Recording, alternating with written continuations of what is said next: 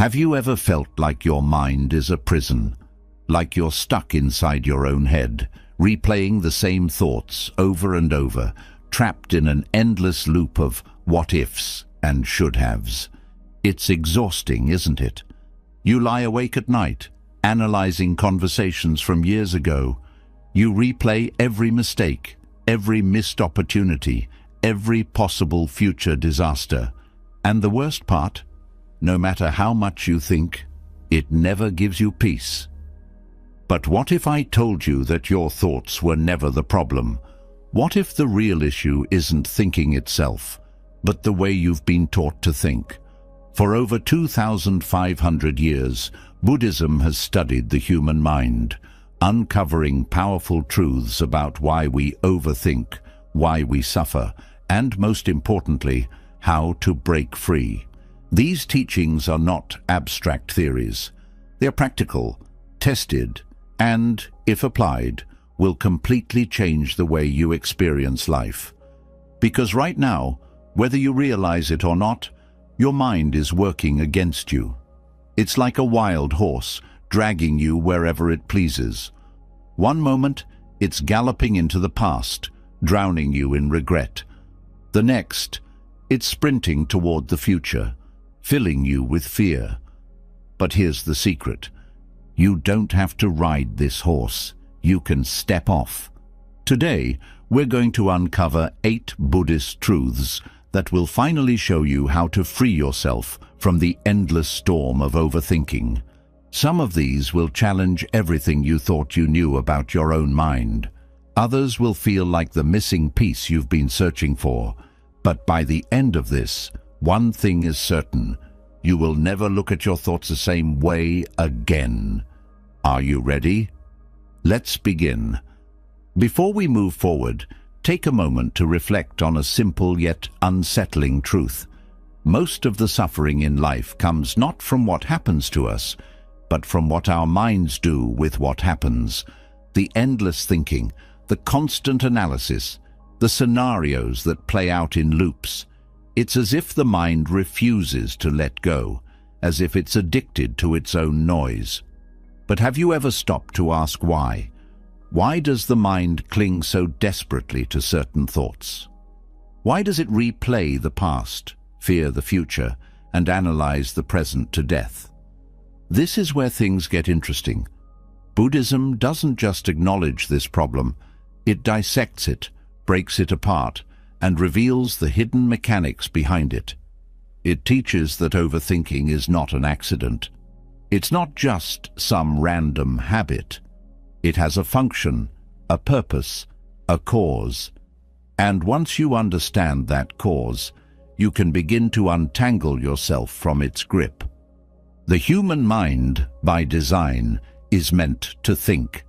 It is a tool for problem solving, for survival, for planning ahead. But somewhere along the way, it turned against us. Instead of being a servant, it became the master. Instead of guiding us, it started controlling us. The problem is not that we think too much. It's that we don't know how to stop. The moment we wake up, thoughts flood in like an unstoppable tide, pushing and pulling us in every direction. Buddhism calls this suffering dukkha, a state of unease, dissatisfaction, and mental exhaustion. And the root of this suffering, attachment.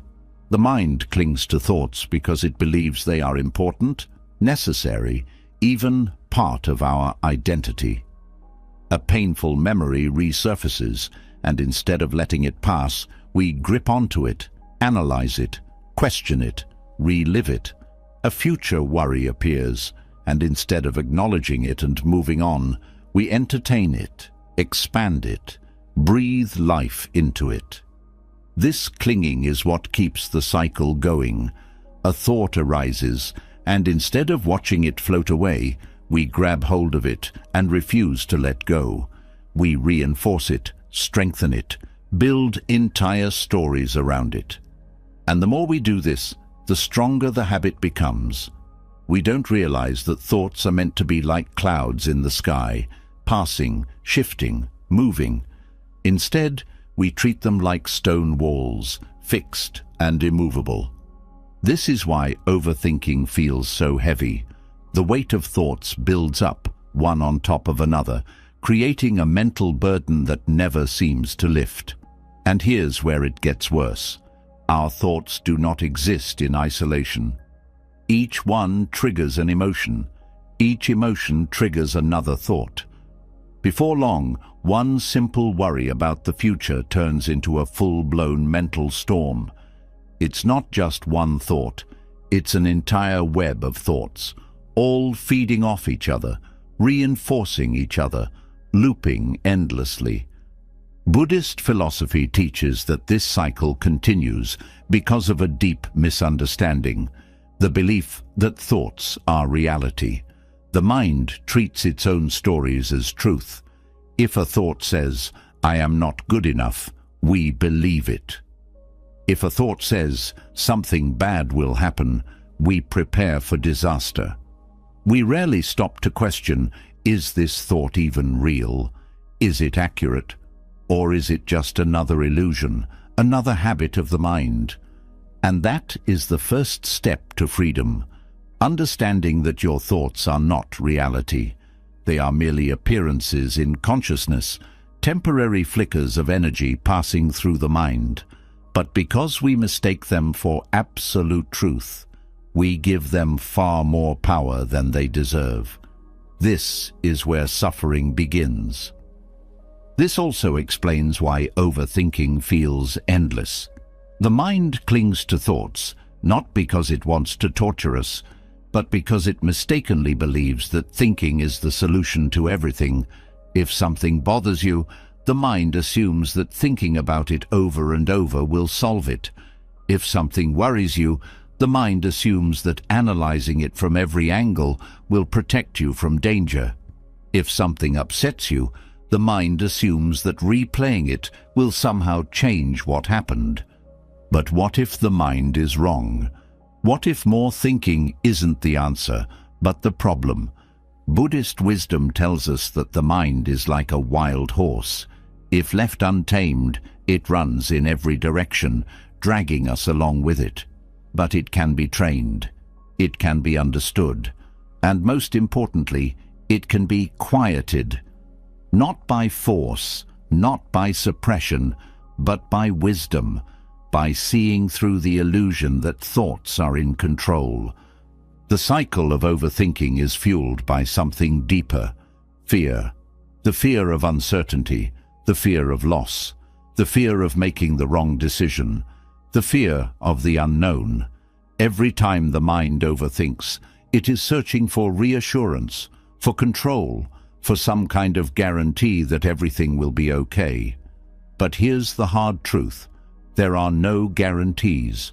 No amount of thinking will ever make life predictable. No amount of analyzing will ever remove uncertainty. This is why Buddhist philosophy teaches letting go. Not letting go in the sense of giving up, but letting go in the sense of trusting life itself. Trusting that things will unfold as they should, whether or not you analyze them. Trusting that you don't need to solve every problem in your mind. Trusting that thoughts will come and go, and you don't have to follow every single one. The greatest illusion the mind creates is the belief that thinking is necessary for peace. But true peace is the absence of mental struggle, and that struggle ends when you stop treating every thought like a command. The practice of mindfulness, a cornerstone of Buddhist wisdom, is the key to breaking this habit. It teaches you to step back and simply watch your thoughts without getting caught in them. Instead of being inside the thought, you become the observer of the thought. And when you observe without attachment, something extraordinary happens. The thought loses its grip on you. This is the real secret. Thoughts only have power when you engage with them. If you stop feeding them attention, they dissolve on their own. You don't have to fight them, suppress them, or replace them with positive ones. You just have to stop treating them as reality. Once you see that thoughts are like passing clouds, impermanent, insubstantial, empty of real substance, you stop clinging. And when you stop clinging, overthinking naturally fades. Not because you forced it to go away, but because you no longer give it a reason to stay. But here's where most people get stuck. They try to control their thoughts. They tell themselves, I shouldn't be thinking this, or I need to stop overthinking. But do you see the problem? That itself is another thought, another layer of overthinking. You cannot end mental noise by adding more noise. You can only end it by stepping outside of it. This is why Buddhist monks practice silence, not just physical silence, but mental silence. They understand that the mind is like a lake. If you constantly stir the water, it remains cloudy and chaotic. But if you stop stirring, it naturally becomes clear. This is the invitation of Buddhist wisdom, to stop stirring the mind, to let go of the need to solve, predict, analyze, and control everything, to see thoughts for what they are, temporary, fleeting, not worth holding on to. The burden of thought is heavy, but you are the one carrying it. And just as you picked it up, you can set it down. The next time your mind pulls you into another loop of overthinking, ask yourself one simple question. Do I have to engage with this thought? If the answer is no, let it pass. That is the beginning of freedom. Thoughts only have power when they are fed. The moment you stop engaging with them, they lose their grip. But what keeps pulling you back in? What makes the mind refuse to let go, even when logic says it should? There is something deeper at play, an invisible force that fuels overthinking more than anything else. The need for control. The mind craves certainty. It wants to predict, plan, and analyze every possible outcome. It believes that if it can just think long enough, hard enough, and in the right way, it will find a way to control the future. It's a survival instinct, deeply embedded in human nature. The need for control makes sense from an evolutionary perspective. The more we understand and predict, the better we can avoid danger.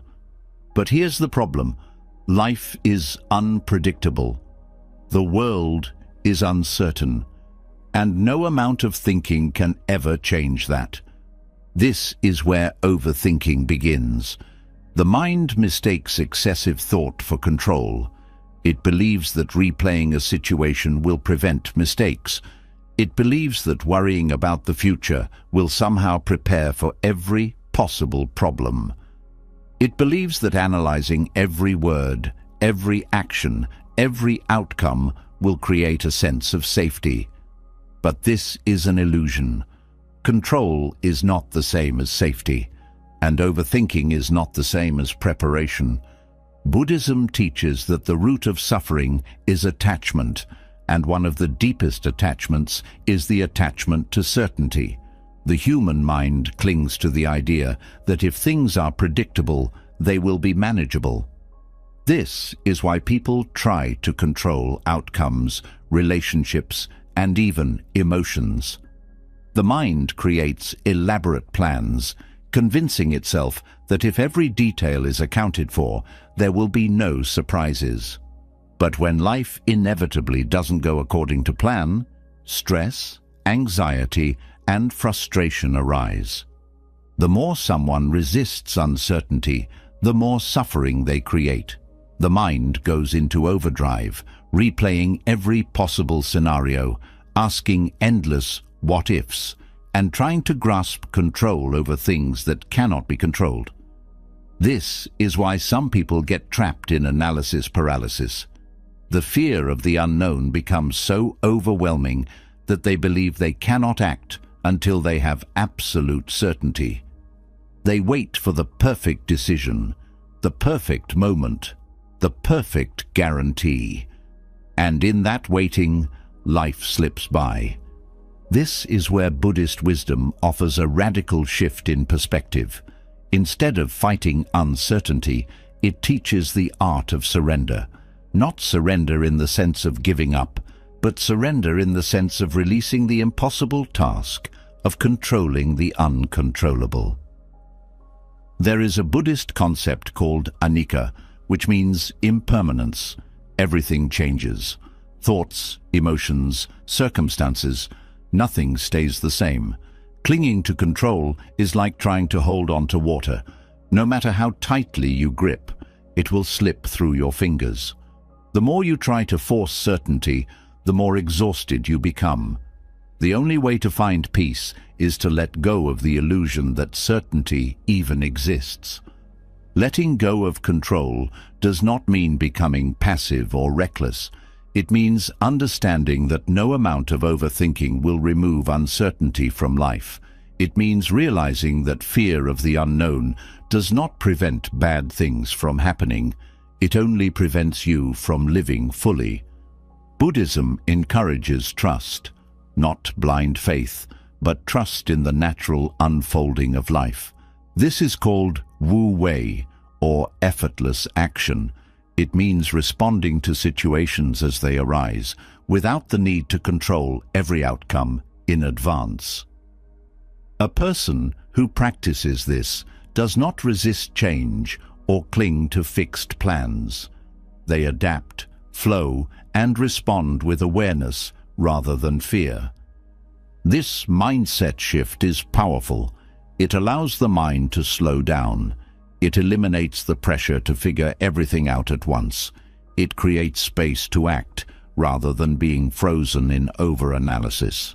The need for control shrinks, and with it, the burden of overthinking. One of the biggest traps of overthinking is the belief that every decision must be perfect. The mind assumes that if the wrong choice is made, disaster will follow. This is why people struggle with decisions, big and small. They feel paralyzed, afraid of making a mistake, afraid of regret, afraid of an unknown consequence. But the truth is, no decision is ever perfect. Every choice carries risk. Every path has both benefits and drawbacks. Buddhist teachings encourage accepting this reality. Instead of trying to predict and control every outcome, the focus shifts to acting with intention in the present moment. There is a Zen phrase, "Move, and the way will open." This means that clarity does not come from overthinking. It comes from taking action, adjusting as needed, and trusting that whatever comes will be handled. Overthinking also comes from a fear of loss. People want to secure their relationships, their finances, their health, their happiness. They want guarantees that what they love will not be taken away. But Buddhism teaches that all things are temporary. Clinging to control only creates suffering because it fights against the natural truth of change. This is why Buddhist monks practice detachment, not from caring, but from the illusion of control. They accept that everything is transient, and in that acceptance, they find peace. They do not fear uncertainty, because they do not resist it. This same mindset can be applied to everyday life. Instead of obsessing over an uncertain future, there can be a shift toward presence. Instead of trying to control a relationship, there can be a shift toward experiencing it fully without fear. Instead of avoiding decisions, there can be a shift toward making them with awareness, knowing that perfection is an illusion. This does not mean ignoring responsibility.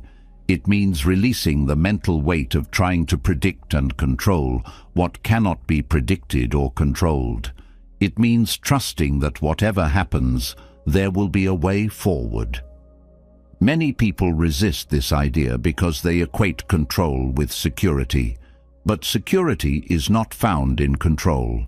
It is found in adaptability. The more someone tries to force life into a rigid plan, the more painful it becomes when things don't go according to that plan. But the person who is flexible, who accepts change, who understands that uncertainty is part of life, that person is unshaken. Buddhist practice includes meditation not just to calm the mind, but to develop comfort with stillness. In stillness, the illusion of control is exposed. The mind wants to chase, analyze, solve. But in meditation, it learns to sit, to observe, to let things pass without attachment.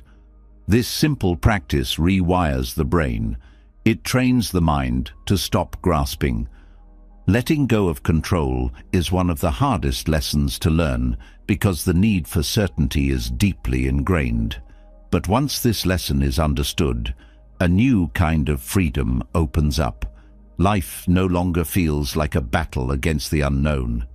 The mind no longer feels the need to carry every possibility at once. Thoughts lose their urgency. Decisions become lighter. Worry becomes unnecessary. Buddhism does not promise that uncertainty will go away. It does not offer a way to predict the future. What it offers is something even more valuable: the ability to be at peace despite uncertainty, the ability to live fully without needing control. This is the shift that ends overthinking, not by trying to force it away, but by no longer feeding the mind's false belief that it must have certainty to be safe. And once that belief is gone, what remains is clarity. What remains is peace. What remains is the freedom to move through life, unburdened by the need to control it. Letting go of control removes a heavy weight from the mind, but that doesn't mean the mind suddenly becomes still. Even when there is an understanding that certainty is an illusion, something strange continues to happen. The mind keeps running. It jumps from one thought to another, pulling attention in every direction, making it impossible to feel settled. The noise never stops. Even in quiet moments, thoughts swing wildly between past regrets and future worries, between distractions and imagined scenarios. There is no pause, no rest, just an endless cycle of mental movement. This chaotic state is not personal failure, nor is it a sign that something is wrong. It is simply the way an untrained mind behaves. Buddhism refers to this as the monkey mind, a restless, unfocused, constantly moving mental state that refuses to settle. Just like a monkey swinging from branch to branch, the mind leaps from one thought to another without control, unable to stay in one place. The more unchecked it is, the more exhausting it becomes. The monkey mind is the reason why even in moments of stillness, the mind does not feel still. The body may be sitting, the external world may be calm, but internally, thoughts race without pause. It happens in conversations, when instead of listening, the mind is already thinking about what to say next. It happens during meals, when instead of tasting food, thoughts wander to other things. It happens before sleep, when instead of resting, thoughts replay the events of the day. Even in the middle of an enjoyable experience, the mind can pull away, dragging attention elsewhere. This is what makes peace seem so distant. Even when life is going well, there is always something running in the background, something to analyze, something to plan, something to replay. The monkey mind is why overthinking is so difficult to escape. It doesn't allow for focus. It makes stillness feel uncomfortable. It creates the habit of filling every moment with unnecessary thoughts. But here is the real problem. It convinces people that this is normal, that thinking non-stop is simply part of being human, that the constant mental noise is unavoidable. But Buddhism teaches otherwise. It reveals that the mind is not meant to be chaotic, that it can be trained, that this restless state is not the natural way of being. It is simply an untrained habit. This restless habit has deep roots. The mind developed to scan for threats, to always be on alert, to react quickly. This was useful for survival. But in modern life, it has turned into something destructive. Instead of protecting, it agitates. Instead of helping, it distracts. It makes small problems seem big. It creates stress where none is needed. It keeps people lost in thought when they should be present. The more the monkey mind is left unchecked, the more it takes control. One of the biggest misunderstandings is thinking that the solution to overthinking is to stop thinking. But forcing the mind to be silent only creates more struggle. The mind cannot be controlled through force. It can only be redirected. The key is not suppression, but awareness.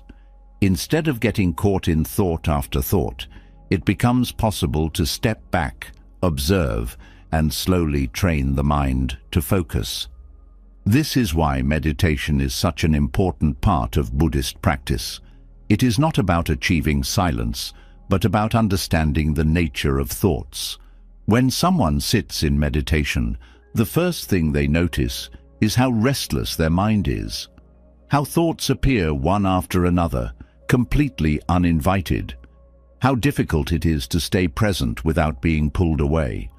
But over time, with continued practice, something changes. Awareness grows. Instead of being lost in thoughts, there is a shift, an ability to see thoughts arise and let them go, without reacting to them. The monkey mind loses its power when it is seen for what it is, just noise, not reality. One of the simplest ways to begin taming the monkey mind is through breath awareness. The breath is always present. It is always happening. But most people ignore it. When attention is placed on the breath, even for a few seconds, something happens. The mind becomes anchored. Thoughts still appear, but instead of following them, attention stays with the breath.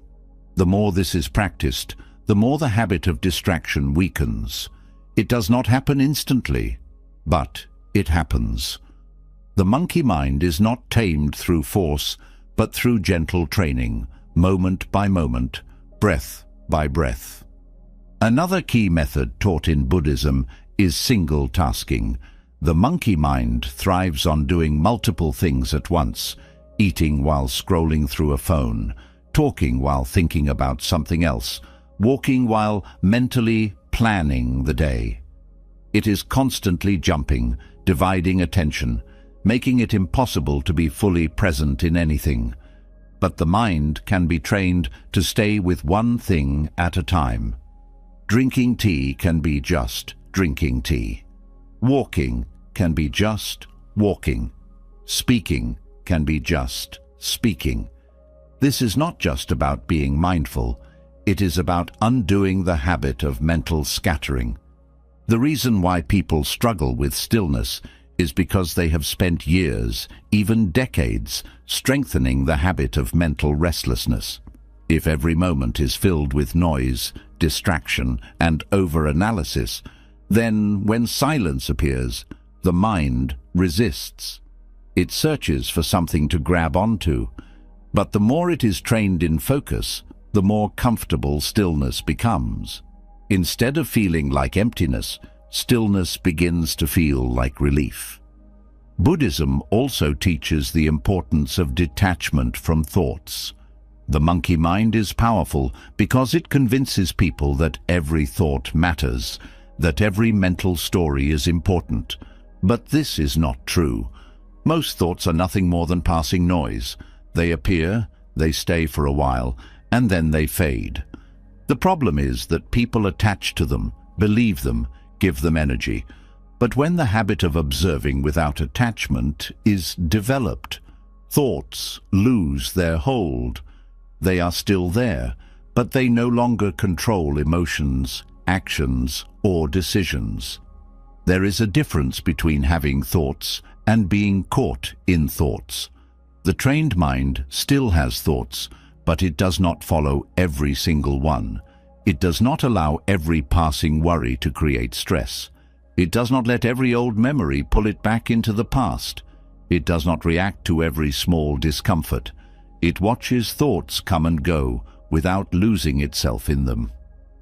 This is not about making the mind blank. It is about creating space between thoughts and awareness. The monkey mind thrives on immediate reaction. One thought leads to another, until it becomes an endless spiral. But when awareness steps in, there is a pause, a moment of choice. A thought arises, but instead of following it, it is simply noticed. This space changes everything. It breaks the automatic habit of mental movement. The more awareness grows, the easier it becomes to return to the present, to stop chasing thoughts that don't matter, to stop filling every quiet moment with unnecessary mental noise. The monkey mind cannot survive in stillness. The more comfortable stillness becomes, the weaker its grip. Buddhism teaches that the mind is like a lake. When disturbed, the water becomes cloudy, making it impossible to see clearly. But when left undisturbed, the water settles, revealing everything beneath the surface. The mind is the same. When thoughts are constantly stirred, clarity disappears. But when thoughts are allowed to settle without interference, the mind becomes clear. This clarity is not something external. It is already present, but it is hidden beneath the noise. The monkey mind is what covers it, what keeps people trapped in overthinking, what makes life feel overwhelming. But just as clouds cannot block the sun forever, mental chaos cannot last forever when awareness is cultivated. The process of taming the monkey mind is not about perfection. Thoughts will still arise, distractions will still happen, but over time, the difference becomes clear. Instead of being controlled by thoughts, there is freedom from them. Instead of being overwhelmed by mental noise, there is an ability to step back. Instead of being dragged by the mind in every direction, there is a sense of calm. This is not an abstract idea. It is something that can be experienced. It does not require drastic changes, only a shift in how the mind is related to. Less attachment, more awareness. Less distraction, more presence. Slowly, the restless energy begins to fade. The habit of constant movement weakens, and what remains is something few people ever experience, a mind that is truly at peace. Even as the restless mind begins to settle, another challenge remains: reaction. Thoughts may slow down, but the tendency to react instantly remains strong. The mind is conditioned to respond automatically, without pause, without reflection. A comment is made, and irritation rises. A problem appears, and stress follows. An uncertainty lingers, and worry takes over. The cycle continues, not because thoughts are inherently powerful, but because there is no space between them and the reaction that follows. This is where the real battle is fought, not in trying to control thoughts, but in learning how to create space before reacting to them. The ability to pause is the key to breaking unconscious patterns. Without pause, everything happens in an automatic loop. Thoughts trigger emotions, emotions trigger behaviors, and before awareness even steps in, the reaction is already in motion. This is how people find themselves in arguments they regret, worrying about things that don't matter, and making choices they later question. The mind follows its old programming, repeating the same patterns again and again. But the moment there is a pause, the cycle is interrupted. A single pause is enough to create awareness. It is a moment of stillness in which choice becomes possible. Instead of reacting out of habit, there is space to see things clearly. Instead of getting lost in emotional turbulence, there's a gap in which calmness can enter. This small shift changes everything, because it is not the initial thought or feeling that creates suffering. It is the immediate, unconscious reaction to it. Buddhism teaches that reaction is a result of attachment. When something happens, the mind assigns meaning to it. If the meaning is positive, attachment forms, and there is pleasure. If the meaning is negative, resistance forms, and there is suffering. But in both cases, the reaction is automatic. The pause removes this automation. It allows the moment to be seen as it is, before personal meaning is added to it. Pausing before reacting is an ancient practice. It is the foundation of mindfulness, the essence of self-mastery, the mark of true wisdom. The greatest thinkers, the most resilient individuals, and those who move through life with peace, all have this in common. They do not react impulsively. They respond with awareness. They do not let emotions hijack their actions. They do not let fleeting thoughts determine their reality. They create space between what happens and how they respond. This space does not appear naturally. It must be cultivated. The modern mind is conditioned for speed, instant responses, immediate reactions, constant movement. Society rewards quick decisions, rapid opinions, and immediate action. But speed does not equal wisdom. Most mistakes are made in haste. Most conflicts are fueled by impulsive words. Most regrets come from acting before thinking. The pause eliminates this unnecessary suffering. It slows the mind down just enough to allow wisdom to enter. Practicing the pause is difficult at first.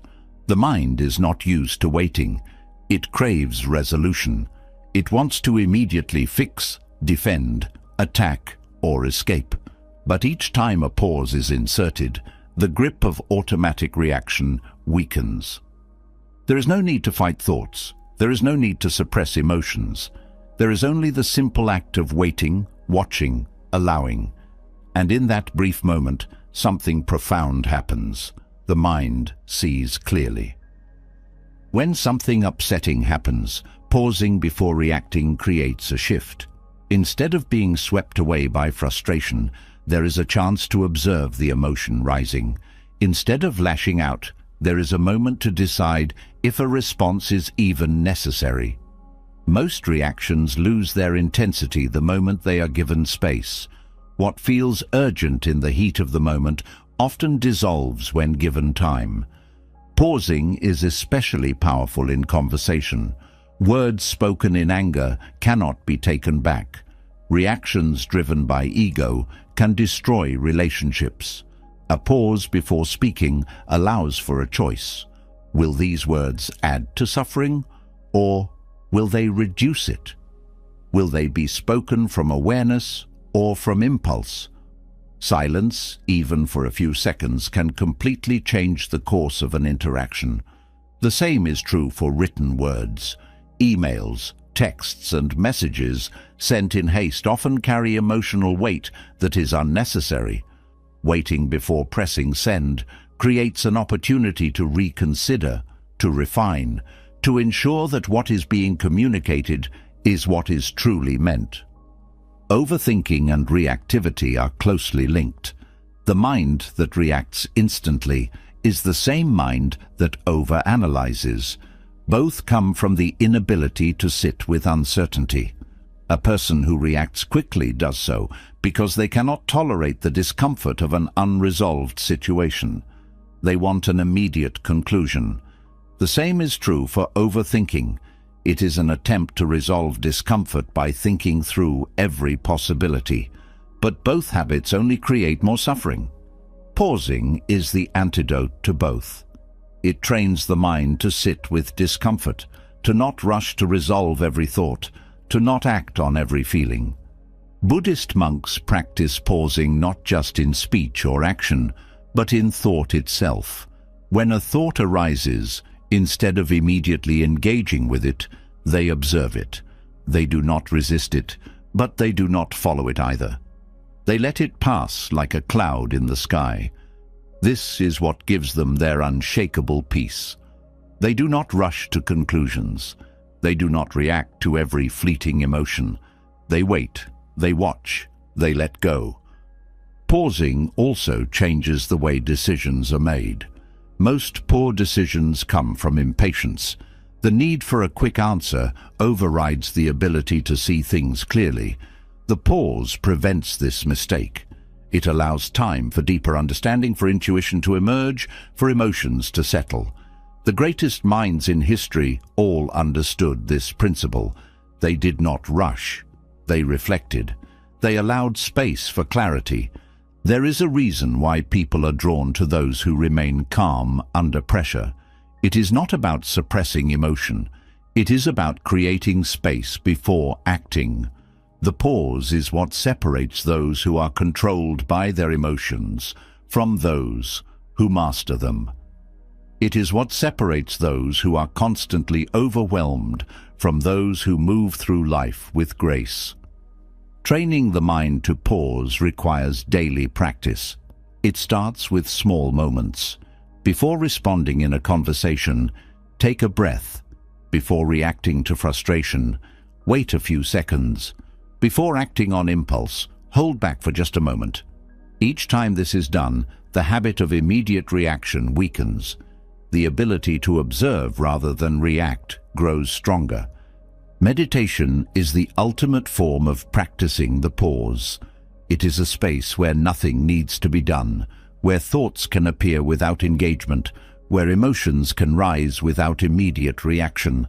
It is a training ground for the mind, teaching it that not every thought needs a response, not every feeling needs an action.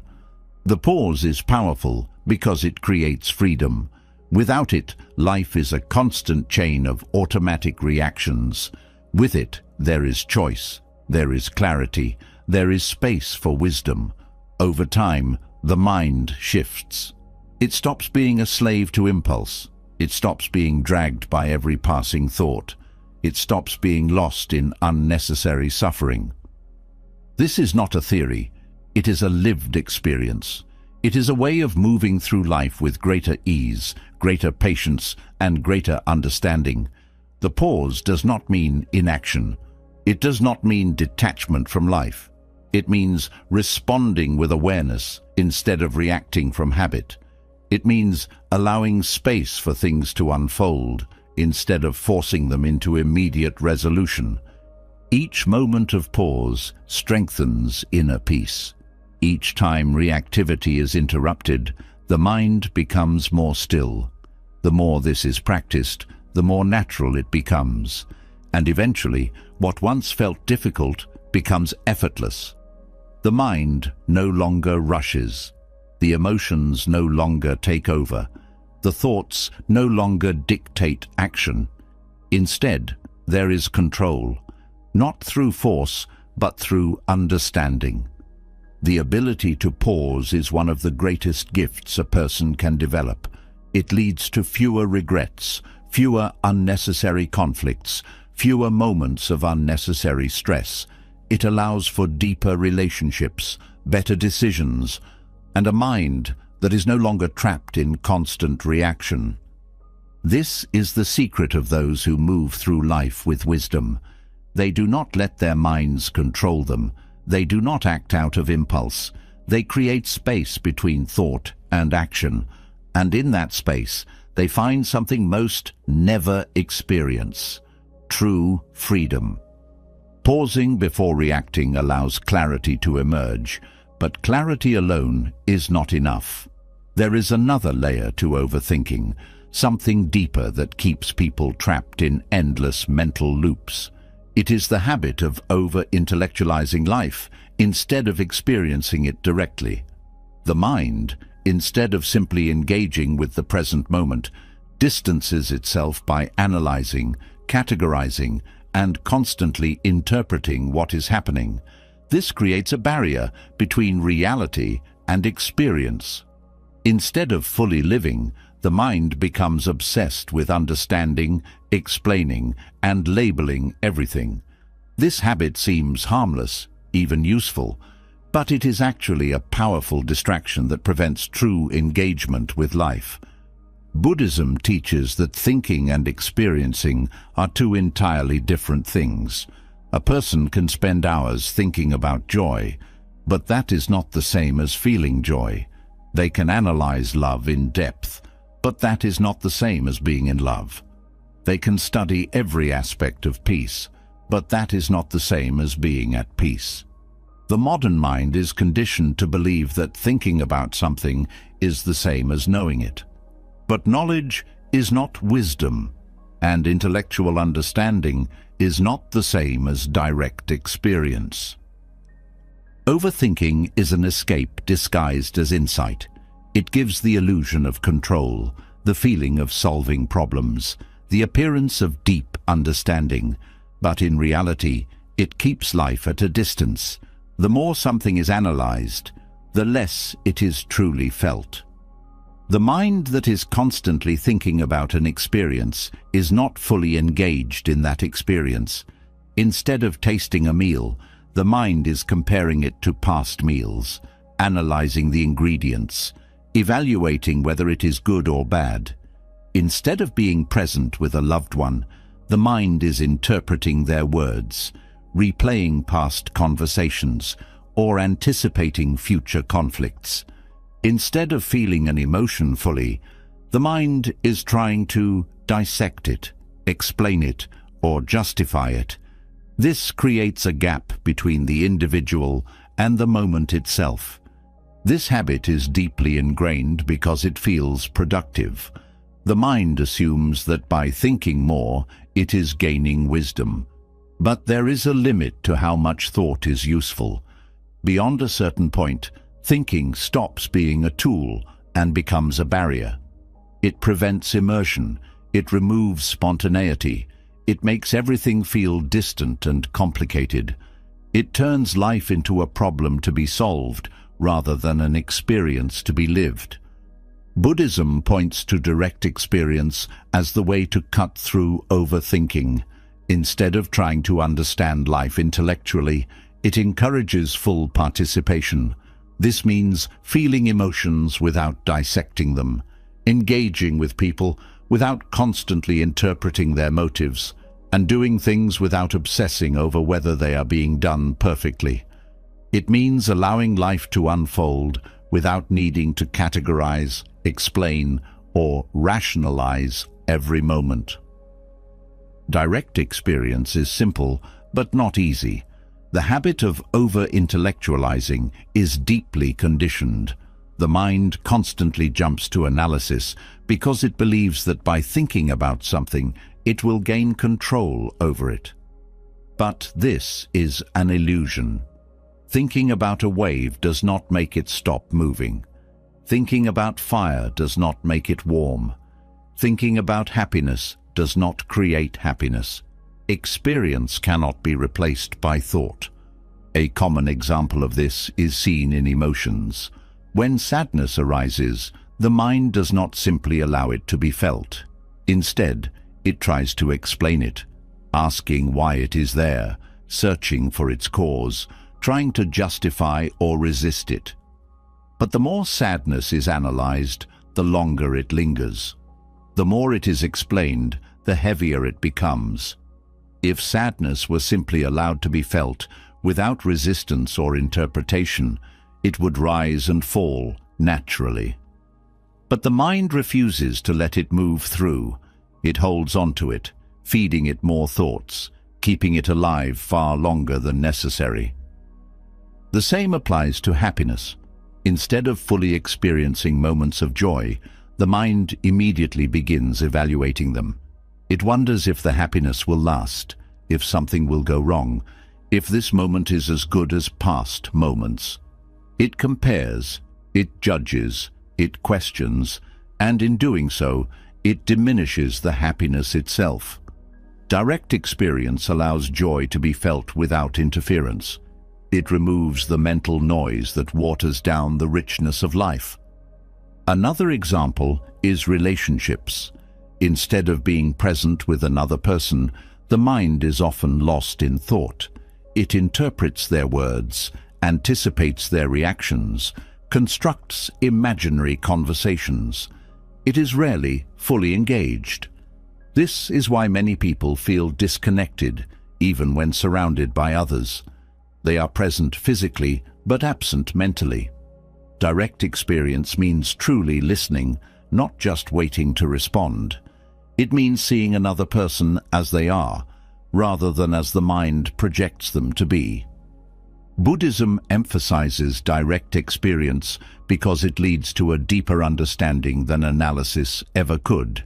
There is a famous Zen teaching: do not seek the truth, only stop cherishing opinions. This points to the fact that truth is not something to be figured out, it is something to be lived. The more the mind tries to label reality, the further it moves from reality itself. Overthinking is often mistaken for wisdom, but true wisdom does not come from endless thought. It comes from direct contact with life.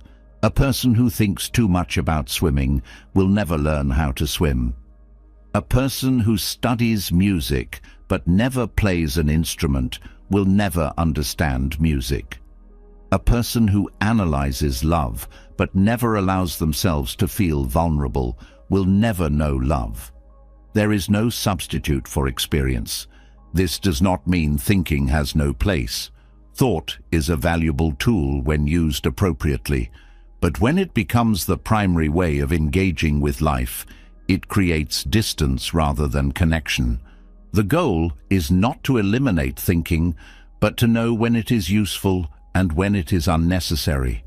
Direct experience is what brings depth to life, not the stories the mind creates about it.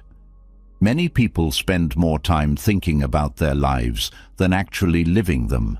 They are caught in mental loops, endlessly replaying past events, imagining future scenarios, judging and interpreting every moment. But when thought is set aside, even briefly, something shifts. There is a direct connection to what is happening. There is a raw, unfiltered experience of reality, and in that space there is a depth of presence that no amount of thinking can replicate. Buddhism teaches mindfulness as a way to return to direct experience. By bringing full attention to the present, the mind stops wandering in endless thought. Eating is just eating. Walking is just walking. Feeling is just feeling. This does not mean ignoring thoughts, but not allowing them to dominate every moment. It means engaging with life directly rather than living through mental projections. One of the greatest misconceptions is that life is something to be figured out. But life is not a puzzle. It is not an intellectual problem that needs solving. It is something to be felt, to be engaged with, to be experienced fully. The more the mind seeks to understand it through analysis, the more it complicates it. The more it seeks to explain it, the further it moves from it. Direct experience does not require special knowledge. It does not require years of study or complex philosophy. It is always available. It is found in the small moments, in the quiet awareness of what is happening right now. A child does not need to analyze play in order to enjoy it. A musician does not need to think about every note in order to feel the music. A person does not need to understand happiness in order to experience it. Overthinking distracts from the simplicity of life. It turns everything into a mental exercise, making even joyful moments feel heavy. But stepping out of thought, even for a short time, reveals something profound. Life is not as complicated as the mind makes it seem. When thoughts settle, reality is seen as it is. There is no need to judge, label, or explain. There is only this moment, fully lived, fully experienced. Returning to direct experience is the key to ending unnecessary mental suffering. It is not about rejecting thought, but recognizing when it becomes a barrier. It is about stepping out of analysis and into awareness. The mind will always try to interpret life, but life does not need interpretation. It only needs to be lived. And in living fully, there is a depth of peace and clarity that no amount of thinking could ever provide. Thought is only useful when it allows direct engagement with life, but too often the mind does not allow things to flow. It holds on. It grasps onto memories, emotions, beliefs, and identities, refusing to let them go even when they no longer serve a purpose. The same thought patterns appear again and again, not because they are relevant, but because the mind is unwilling to release them. This clinging is what keeps suffering alive. It is not just the presence of thoughts that causes distress, but the attachment to them, the belief that they must be held onto, preserved, or constantly revisited. Buddhism teaches that attachment is at the root of all suffering, and one of the deepest attachments is the attachment to thoughts. People hold on to ideas about themselves, about others, about the past, about the future, and even about the way life should be. These mental constructs become fixed, creating a false sense of stability. But nothing in life is permanent, and when reality does not align with these fixed ideas, suffering follows. The more rigidly the mind clings to its beliefs, expectations, and memories, the more painful it becomes when life inevitably changes. The law of impermanence states that nothing stays the same. Everything is in motion. Thoughts arise and pass. Emotions come and go. Experiences begin and end. People enter and leave life. The seasons change. The body ages. Circumstances shift. Yet, despite this truth, the mind resists. It treats thoughts as if they are absolute, as if they define reality permanently. But clinging to a thought does not make it true. Holding on to an old belief does not mean it remains relevant. The refusal to let go of outdated mental patterns is what keeps the mind in conflict. One of the strongest attachments is the attachment to identity. People develop ideas about who they are, and they defend these ideas even when they cause suffering. Someone who believes they are unworthy will unconsciously look for evidence to confirm this belief. Someone who identifies as a victim will continue to replay past hurts, reinforcing the feeling of being wronged. Someone who sees themselves as superior will reject any challenge to their self-image.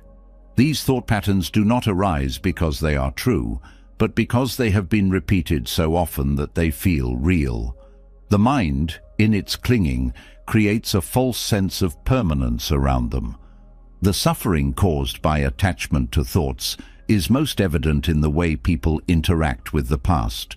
The mind replays memories, holding on to regrets, mistakes, and painful experiences. It refuses to release them, believing that revisiting them will somehow change what happened. But no amount of thought can alter the past. Clinging to it only deepens suffering. The same is true for positive memories. People grasp onto moments of happiness, trying to preserve them, longing for them to return, resisting the truth that those moments, like everything else, were temporary. The mind also clings to the future. It constructs expectations, creating rigid ideas about how life should unfold. When reality does not match these expectations, frustration and disappointment arise. This attachment to a specific outcome makes it impossible to flow with change. Instead of adapting, the mind resists. Instead of accepting, it fights against what is. This struggle is what creates suffering, not the event itself. Life does not cause pain. Attachment to a fixed idea of life does. Letting go of attachment to thoughts does not mean suppressing them.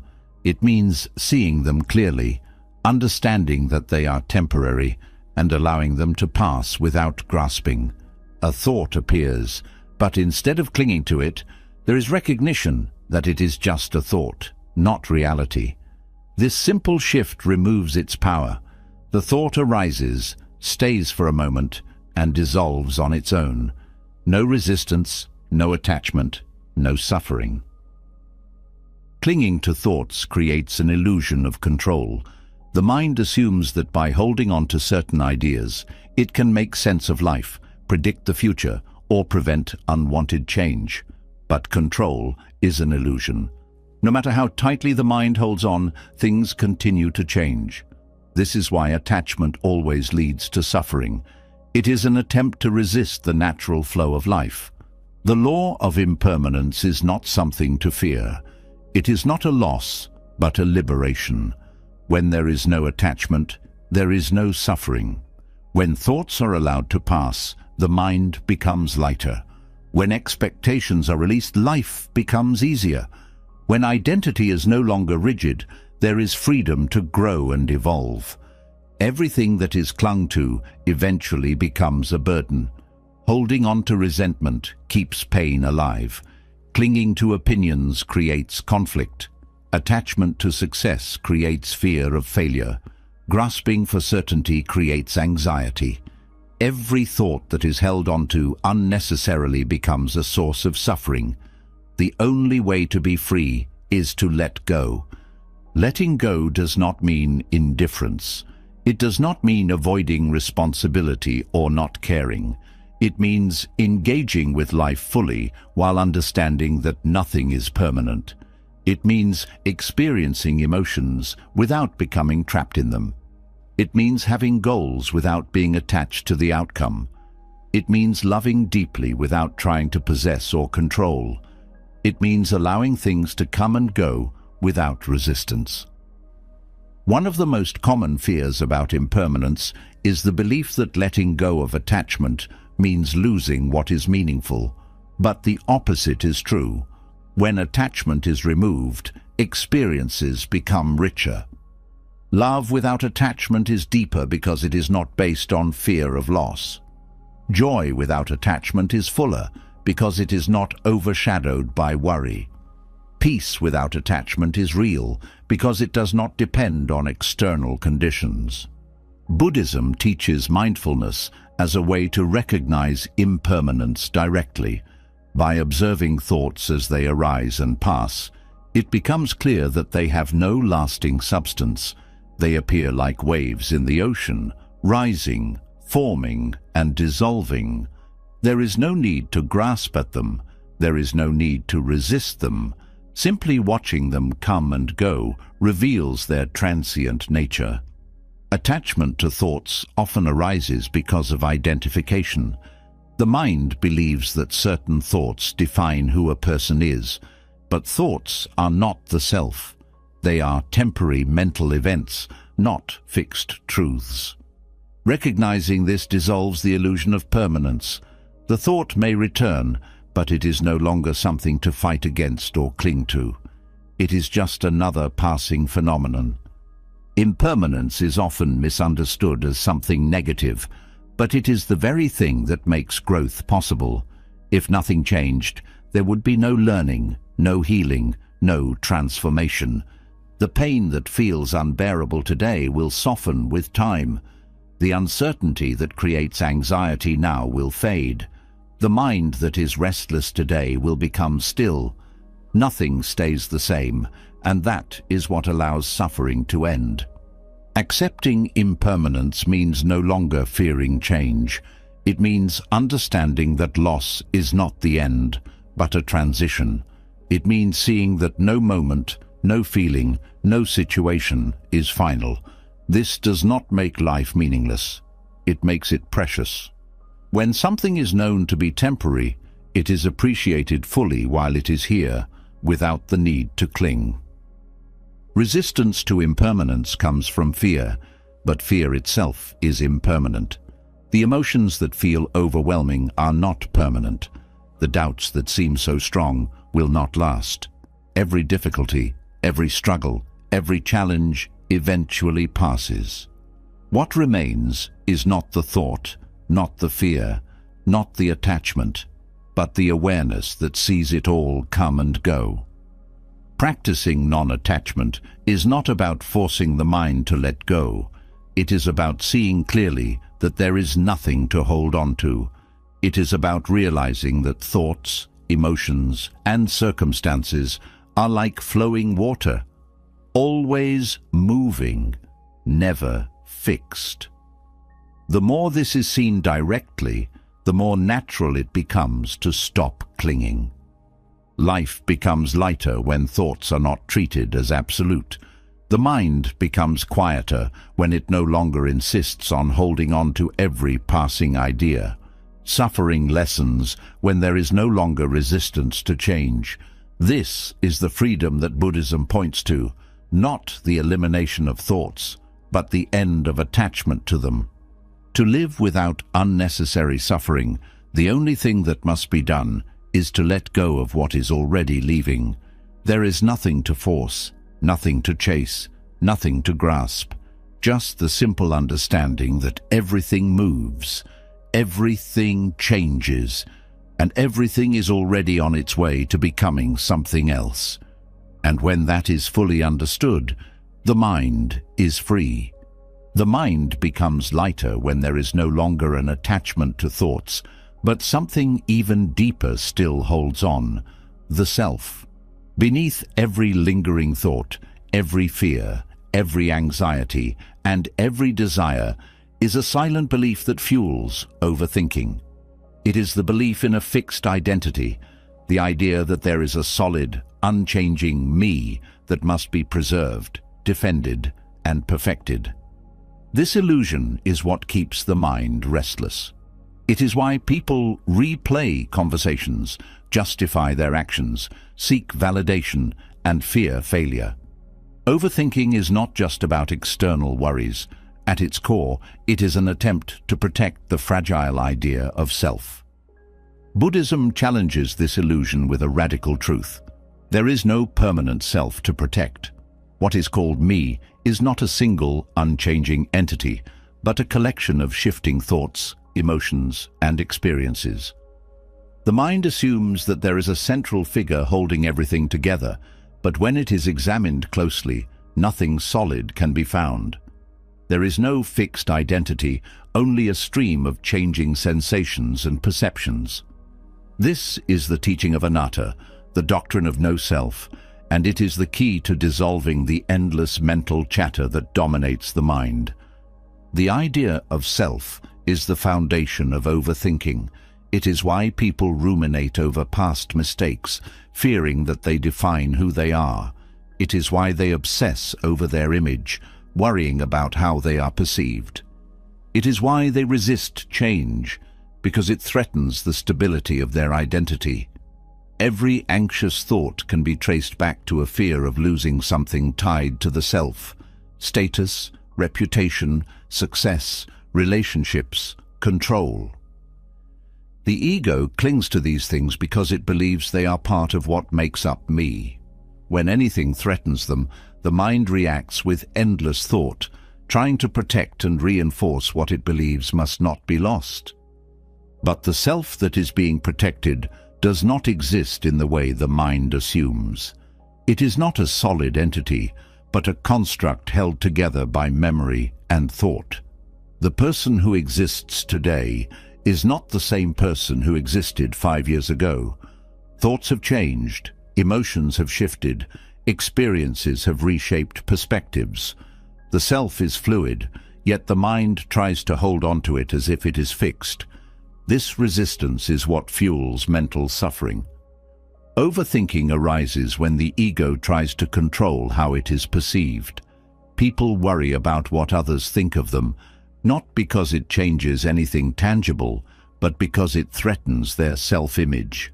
They replay social interactions, analyzing every word, fearing that they might have said something wrong. They dwell on criticism, not because it physically harms them, but because it disrupts their sense of identity. They struggle with self-doubt, not because they lack ability, but because they are afraid of failing in a way that would damage their ego. This is why detaching from the self is the ultimate solution to overthinking. When there is no longer an obsession with preserving an image, thoughts lose their intensity. Criticism no longer feels like an attack, because there is no rigid self to defend. Failures do not cause suffering, because there is no identity at risk. The need for external validation disappears because there is no longer a constructed ego that depends on approval. The mind becomes quiet because there is nothing left to prove. The ego thrives on attachment. It builds itself through labels and identifications, clinging to roles, achievements, and personal narratives. It says, I am successful, I am intelligent, I am kind, I am strong. These seem harmless, but they create a mental prison. The moment identity is tied to something external, overthinking is inevitable. If someone believes they are intelligent, they will fear situations where they might appear ignorant. If they believe they are successful, they will obsess over failure. If they believe they are kind, they will be disturbed by moments when they act selfishly. The mind becomes trapped in a constant effort to maintain an image, afraid of anything that contradicts it. This illusion extends into every aspect of life. People attach to their possessions because they feel like extensions of the self. They attach to their opinions because changing them feels like losing part of their identity. They attach to relationships because they provide a sense of stability for the self. Every attachment feeds the ego, and every loss triggers overthinking as the mind scrambles to protect its fragile sense of identity. Dissolving the illusion of self does not mean becoming passive or indifferent. It means moving through life without the weight of defending an identity. It means engaging fully in the present, without the mental baggage of preserving a reputation or upholding a self-image. It means responding to life instead of reacting to threats against the ego, without the pressure of constantly reinforcing an idea of who I am. Thoughts become fewer, lighter, and less intrusive. One of the most direct ways to weaken the ego is through deep self-inquiry. Instead of assuming that the self is real, it can be questioned. When the thought arises, I am afraid of failure, it can be examined. Who's afraid? Where is this I that is afraid? When the mind searches for a solid self, it finds nothing but shifting thoughts, changing emotions, and passing sensations. The fear of failure does not belong to a fixed self. It is just another temporary mental state. When this is seen clearly, the fear loses its grip. The same process can be applied to any identity-based thought.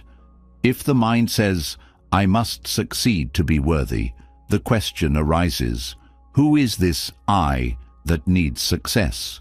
Where is it located? What happens when success is removed?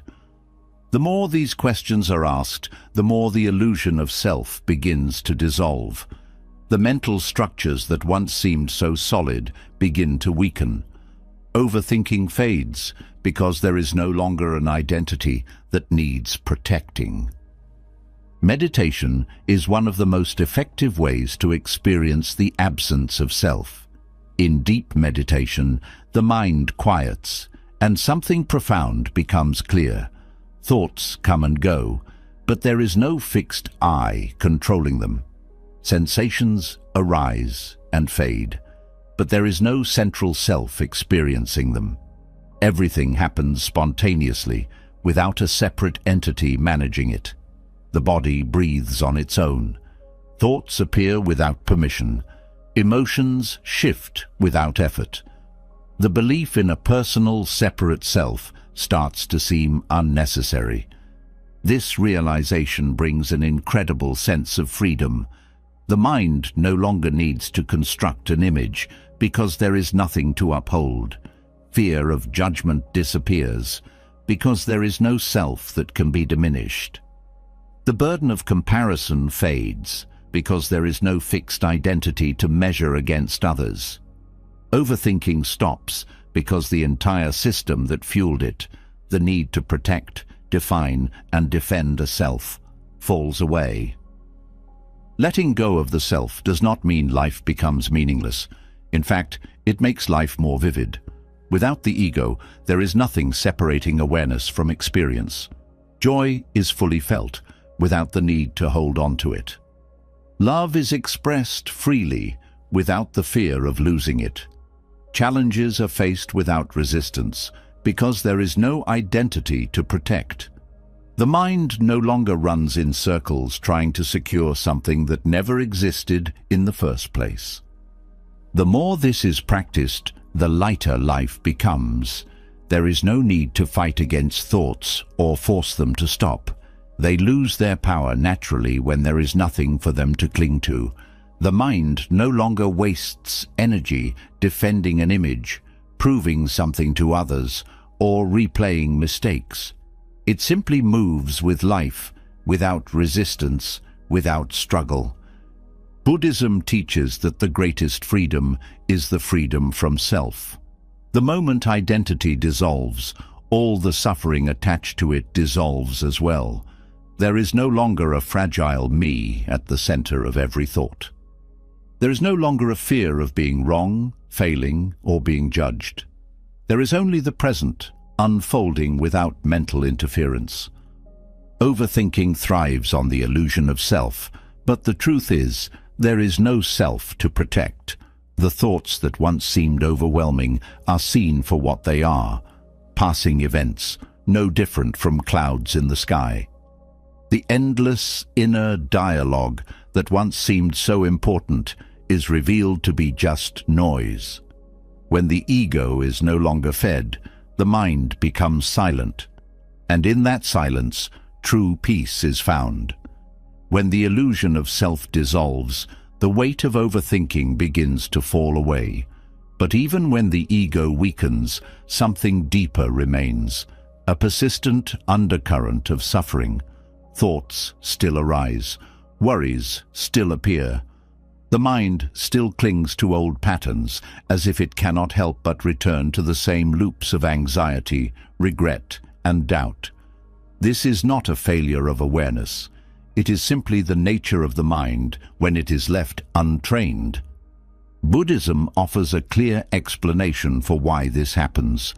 The First Noble Truth states that suffering is an unavoidable part of existence. This suffering is not only physical pain or external hardship, it is also the internal suffering created by the mind itself. Overthinking is one of its most common forms.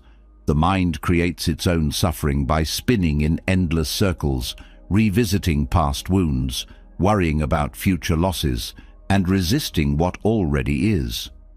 The First Noble Truth does not say that suffering should be feared. It simply points out that it exists, and that understanding its nature is the first step to being free from it. Overthinking is a form of suffering because it places the mind in a state of resistance. A thought arises, but instead of letting it pass, the mind clings to it, trying to solve it, control it, or push it away. This resistance creates tension. Instead of allowing emotions to move through naturally, overthinking traps them, stretching them beyond their natural lifespan. Sadness is no longer a passing emotion. It becomes a persistent mental burden. Fear is no longer a momentary signal. It becomes an unending cycle of worst-case scenarios. Doubt is no longer a moment of reflection. It becomes an identity that shapes every decision. The mind suffers not because thoughts appear, but because it does not know how to let them go. It treats every passing worry as something that must be resolved. It tries to create certainty in a world that is uncertain. It looks for permanence where none exists. This is why overthinking feels exhausting. It is a fight against reality. The First Noble Truth teaches that suffering is caused by attachment and resistance. When the mind clings to something, suffering follows. When it resists what is happening, suffering intensifies. The only way out is to stop fighting against the nature of life itself. One of the strongest causes of overthinking is the desire for control. The mind believes that if it can just think enough, plan enough, or analyze enough, it can prevent bad things from happening. But suffering is not something that can be avoided through mental effort. No amount of thinking can stop change. No amount of worry can prevent loss. No amount of analysis can guarantee happiness. The more the mind tries to control, the more it suffers, because life does not conform to mental expectations. Breaking free from overthinking begins with recognizing that suffering is not caused by external events, but by the mind's reaction to them. Two people can face the same situation, yet one will suffer deeply while the other remains calm. The difference is not in the event itself, but in how it is processed. One person resists, holding on to what they wish was different. The other accepts, adapting to what is. The same principle applies to thoughts. A mind that clings to thoughts will suffer, but a mind that allows thoughts to come and go remains at peace. Buddhism teaches that suffering is not a punishment, it is a teacher. Every moment of overthinking is an opportunity to see where the mind is still attached. Every loop of anxious thought reveals a hidden fear that has not been faced. Every moment of frustration points to an expectation that has not been released. Instead of treating suffering as something to escape, it can be used as a guide. Where there is suffering, there is attachment. And where there's attachment, there is an opportunity for freedom. Most people believe that suffering comes from outside themselves. They blame circumstances, other people, or the past. But the real cause of suffering is internal. The situation may be difficult, but it is the mind's resistance to it that creates suffering. This is why two people can experience the same loss, yet one will be consumed by it while the other finds peace. It is not the event itself, but the interpretation of it, the attachment to it, and the mental stories built around it that determine the depth of suffering. Overthinking is the mind's attempt to avoid suffering, but in doing so, it creates more of it. The more the mind fixates, the heavier the burden becomes. The more it tries to solve every problem before it happens, the more anxious it becomes. The more it searches for a way to prevent discomfort, the more trapped it feels. The mind, in its effort to protect itself, unknowingly deepens its own suffering. One of the greatest misconceptions is that suffering must be eliminated before peace can be found. But the Buddhist path does not promise a life free of suffering. It promises freedom from the attachment to suffering. Thoughts will still appear, loss will still happen, change will still come. But when the mind no longer clings, suffering loses its grip. The storms of life come and go, but they do not shake the mind that is rooted in awareness. The mind is conditioned to believe that thinking more will lead to clarity, but often it only creates more confusion. The more thoughts are examined, the more tangled they become. The more problems are analyzed, the more they multiply. The mind does not need more thought. It needs space. It does not need more control. It needs surrender. When space is given between thoughts, suffering weakens. When the need for control is dropped, freedom begins. Accepting suffering does not mean becoming passive or giving up. It means understanding that pain is part of life, but the mental suffering added on top of it is optional. A loss may bring sadness, but the endless thoughts of, "This should not have happened," are what turn sadness into suffering. A failure may bring disappointment, but the belief that "I am a failure" is what turns disappointment into self-doubt. The event itself is never as painful as the mind's interpretation of it. The mind creates suffering by turning temporary moments into permanent problems. It takes a passing emotion and attaches a story to it, making it last far longer than necessary. It takes a fleeting worry and expands it into an all-consuming fear. It takes a single mistake and stretches it into an identity. But when impermanence is truly understood, these mental constructions lose their power. A thought is just a thought. A feeling is just a feeling. A problem is just a moment that will pass. Breaking free from overthinking is not about getting rid of thoughts. It is about changing the relationship to them. When suffering arises, instead of getting lost in the mental story around it, it can simply be observed. Instead of identifying with every emotion, it can be allowed to pass naturally. Instead of clinging to every worry, it can be seen as just another temporary mental event. Meditation is one of the most powerful ways to see this directly. In stillness, the mind's patterns become clear. The same worries arise again and again. The same attachments show up repeatedly. But when these patterns are observed without resistance, they begin to lose their intensity. The thoughts that once seemed overwhelming are revealed to be nothing more than passing mental habits. They arise, they stay for a moment, and then they dissolve, just like everything else. Suffering weakens the moment it is no longer resisted.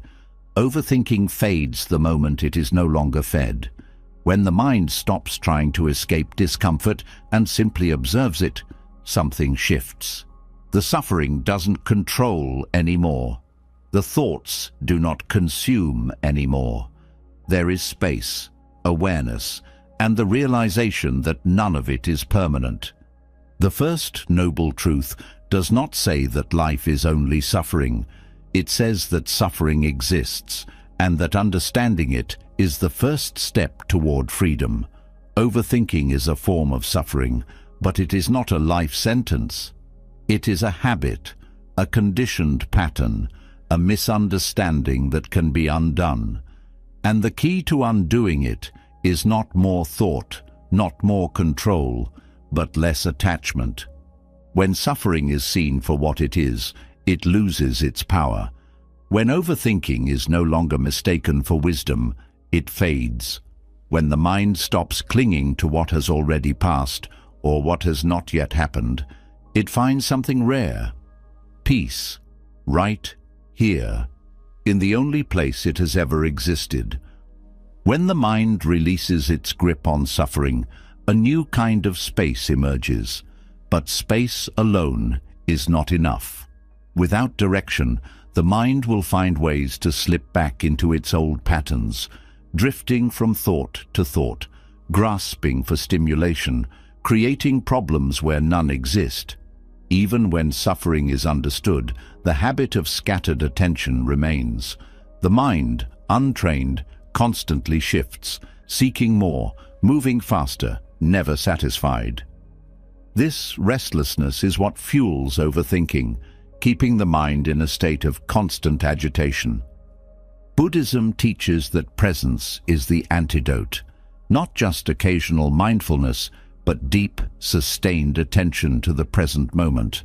The modern mind is conditioned for distraction. Multitasking is celebrated, rapid thinking is rewarded, and constant stimulation is expected. But a mind that is always divided is a mind that is never at peace. Multitasking does not create efficiency, it creates fragmentation. The more the mind is scattered, the harder it becomes to focus, the more thoughts pile up, and the more exhausting life feels. Single tasking is a radical shift. It means doing one thing at a time, fully, with complete attention. It is a practice of presence, a way of rewiring the brain to move slower, deeper, and with more clarity. It is not just about productivity, it is about retraining the mind to break free from the cycle of mental overdrive. A single moment, fully experienced, is more powerful than 1,000 moments spent half aware. The restless mind resists this. It thrives on jumping between tasks, switching from one thought to another, feeling productive but never truly engaged. But this constant switching comes at a cost. Studies in neuroscience confirm what Buddhist monks have practiced for centuries. Each time the mind shifts from one task to another, it loses efficiency, wastes energy, and creates more mental fatigue. What feels like getting more done is actually a slow erosion of clarity, an addiction to movement that prevents true understanding. Training the mind to stay present through single tasking is not just about focus. It is about developing a way of being that transforms how life is experienced. It slows down the racing thoughts that fuel anxiety. It eliminates the need to constantly check, refresh, and jump between activities. It deepens attention, creating a state of mind that is calm, deliberate, and fully engaged. One of the simplest but most powerful aspects of Buddhist practice is the emphasis on doing each action with full awareness. Walking is just walking. Eating is just eating. Speaking is just speaking. When the mind is fully absorbed in a single action, there is no space for unnecessary thought. There is no need to replay past mistakes or anticipate future problems. There is only this moment, and in this moment, there is no overthinking, only presence. The habit of scattered attention is deeply ingrained. From an early age, people are trained to divide their focus. They watch television while eating, scroll through their phones while talking, jump between tasks while working. The mind learns that being fully present is not necessary, but this divided attention comes at a cost. It weakens concentration, makes tasks take longer, and drains mental energy. Instead of doing one thing well, everything is done with half awareness, and this half awareness becomes the default state of mind. Single tasking rewires the brain. Each time full attention is given to one task, the ability to focus strengthens. The mind becomes more disciplined, more efficient, and more capable of deep thought. Thoughts no longer compete for attention, and the overwhelming flood of mental noise begins to quiet. The effort to control thoughts becomes unnecessary because when full attention is given to the present, unnecessary thoughts do not arise in the first place. In Buddhist monasteries, simple tasks become training grounds for presence. Sweeping the floor is not a chore, it is a meditation. Eating a meal is not a distraction, it is a practice in mindfulness. Speaking is done with full awareness, without rushing, without interrupting. Every action becomes an opportunity to refine the mind, to deepen focus, to cultivate awareness. The modern world sees these actions as insignificant, something to be done quickly while thinking about something else. But in the search for speed, depth is lost. A task done with full attention is effortless, while a task done with a distracted mind feels draining. One of the greatest sources of stress in modern life is the feeling of always being behind, always having too much to do. But this stress does not come from the tasks themselves. It comes from the mind's habit of holding all tasks at once. When multiple demands are kept in mind at the same time, the brain perceives them as immediate threats, creating tension, anxiety, and the feeling of being overwhelmed. But when only one task is held in awareness, the stress disappears. The mind is no longer burdened by everything that must be done. It is free to focus, to act, to complete each moment without distraction. Single tasking is not just about external tasks. It applies to thought itself. The mind, left untrained, jumps from one thought to another, never finishing one before starting the next. This creates chaos, a constant mental traffic jam where no idea is fully explored, no insight is fully realized. But when the mind learns to focus on one thought at a time, it moves with clarity. It sees things as they are, without distortion, without confusion. Overthinking cannot survive in a mind trained in single tasking. When the mind is fully engaged in what it is doing, unnecessary thoughts do not arise. There is no space for them. A mind that is trained to give full attention does not need to silence thoughts. They simply do not appear in the same way. Worry fades because the mind is absorbed in the present. Regret disappears because the focus is on what is happening now. There is no energy left for doubt, self-criticism, or imaginary fears. Training the mind to single task does not mean forcing focus. It is not about discipline in the sense of struggle. It is about letting go of the need to be everywhere at once, to do everything at once, to think about everything at once. It is about allowing the mind to rest in one place, fully, without resistance. Single tasking is also a form of deep appreciation. When the mind is scattered, everything is rushed, everything is shallow. Food is eaten without tasting it. Conversations happen without being heard. Work is done without care. But when full attention is given, even the simplest actions become meaningful. The mind does not seek more because it is fully engaged with what is already happening. Technology has made distraction the default state. Information is endless, notifications are constant, and the habit of checking, switching, and multitasking is deeply embedded. But this is not a natural state for the mind. The more it is trained in single tasking, the more it recognizes that deep presence is far more satisfying than scattered attention. One of the easiest ways to begin training the mind in single tasking is through daily rituals. Drinking a cup of tea without distraction, feeling the warmth, noticing the taste, walking without checking a phone, being fully aware of each step, listening to someone speak without planning a response, absorbing their words completely. These small practices begin to shift the way the mind operates. They break the habit of divided attention and replace it with presence. Single tasking is not about doing less. It is about being fully engaged with what is already being done. It is not about forcing focus. It is about letting go of the habit of scattering attention. It is not about productivity. It's about peace. When the mind is trained to stay with one thing at a time, life slows down. Thoughts slow down.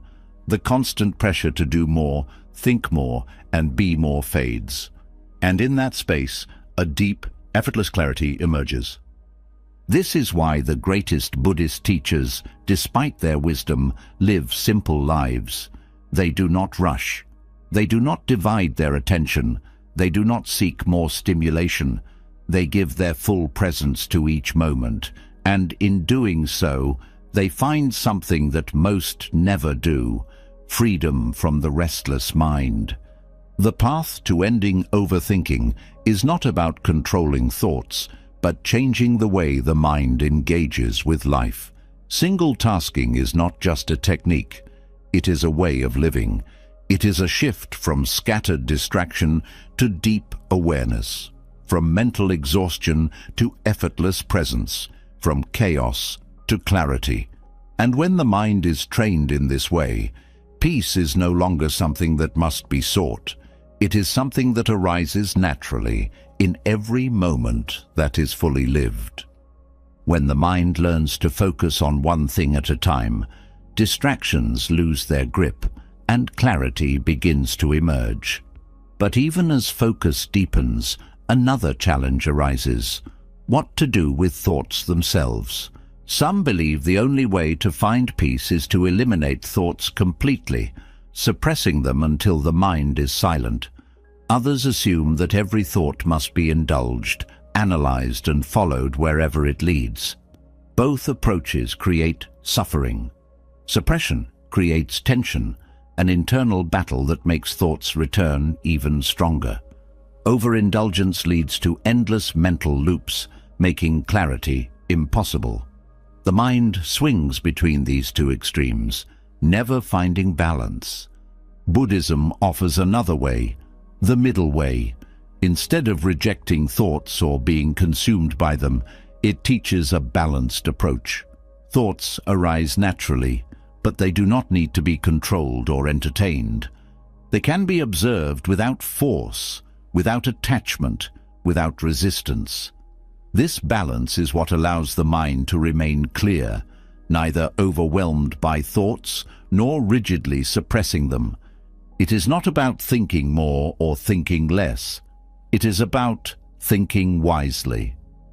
One of the most common mistakes people make when trying to quiet the mind is believing that peace comes from eliminating thoughts entirely. They fight against thinking, trying to silence the mind through sheer effort. But this only creates more tension. The harder thoughts are pushed away, the stronger they become. The mind is not designed to be empty. Even the most experienced meditators do not achieve a mind free of thought. They cultivate a mind that is undisturbed by thought. This distinction is crucial. Peace does not come from suppression. It comes from non-attachment. At the same time, indulging in every thought is just as harmful. When every idea, worry, or memory is followed, the mind becomes chaotic. It jumps from one thing to another, losing itself in stories, fears, and imagined problems. Overindulgence in thought makes life feel overwhelming, as the mind constantly expands small concerns into massive ones. This is why some people feel exhausted despite doing nothing physically demanding. Their energy is spent in mental overactivity, in following unnecessary thoughts, in believing every story the mind creates. The middle way of thought is a practice of balance. It means allowing thoughts to come and go without force. Instead of pushing them away, they are acknowledged and left to pass. Instead of feeding them with endless attention, they are simply observed. This is what creates true mental freedom. When the mind is neither suppressing nor indulging, thoughts lose their power. They are no longer seen as problems to be solved, but as passing waves in the ocean of awareness.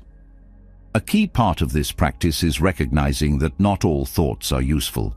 The mind produces thousands of thoughts every day, but most of them serve no real purpose. They are repetitive, reactive, or completely unnecessary. Some thoughts are insights, some are warnings, but many are just mental noise. The problem arises when every thought is treated as equally important. The middle way teaches discernment, the ability to recognize which thoughts deserve attention and which do not. This discernment is what prevents the two extremes. Without it, the mind either tries to suppress everything, fearing thoughts themselves, or it becomes lost in endless overthinking. Discernment allows thoughts to be seen clearly, without fear, without clinging. A thought about the past may arise, but instead of analyzing it endlessly, it is acknowledged and released.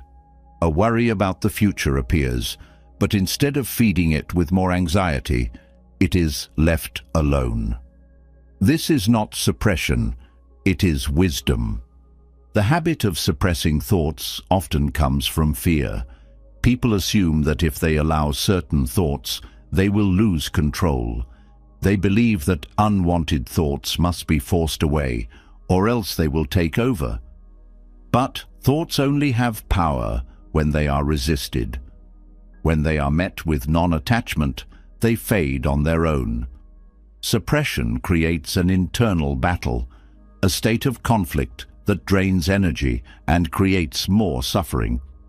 The middle way dissolves this battle by removing the need to fight at all. Indulgence in thought, on the other hand, comes from a misunderstanding. People believe that by thinking more, they will find certainty, clarity, or control. But the mind does not work this way. The more thoughts are followed, the more tangled they become. The search for certainty only creates more doubt. The attempt to control thoughts only leads to more chaos. The mind seeks relief through thinking, but relief is only found in letting go. The middle way is practiced through awareness.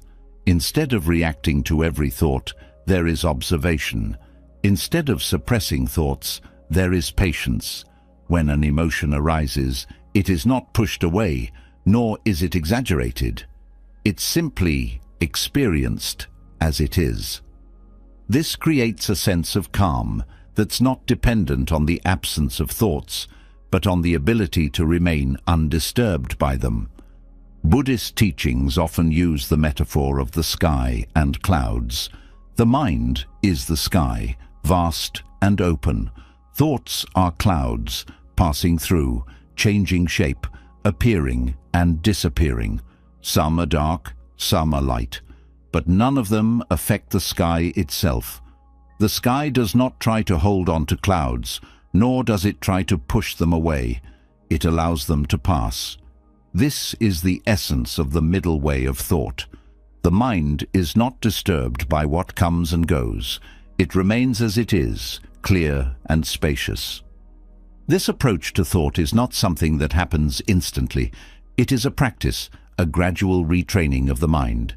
At first, there is the impulse to react, to suppress, to indulge. But with continued awareness, these impulses weaken. The mind starts to recognize that thoughts are not threats, that they do not need to be controlled. They appear, they pass, and nothing is lost.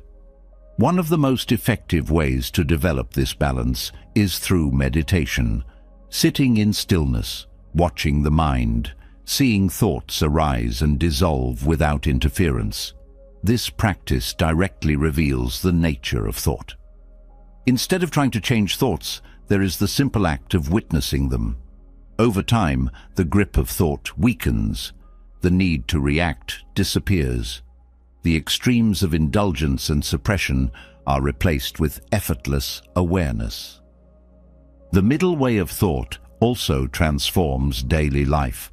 Conversations become more present because the mind is not lost in overanalysis.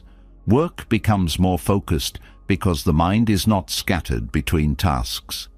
Emotions are felt deeply, but do not overwhelm, because they are not resisted or over-examined.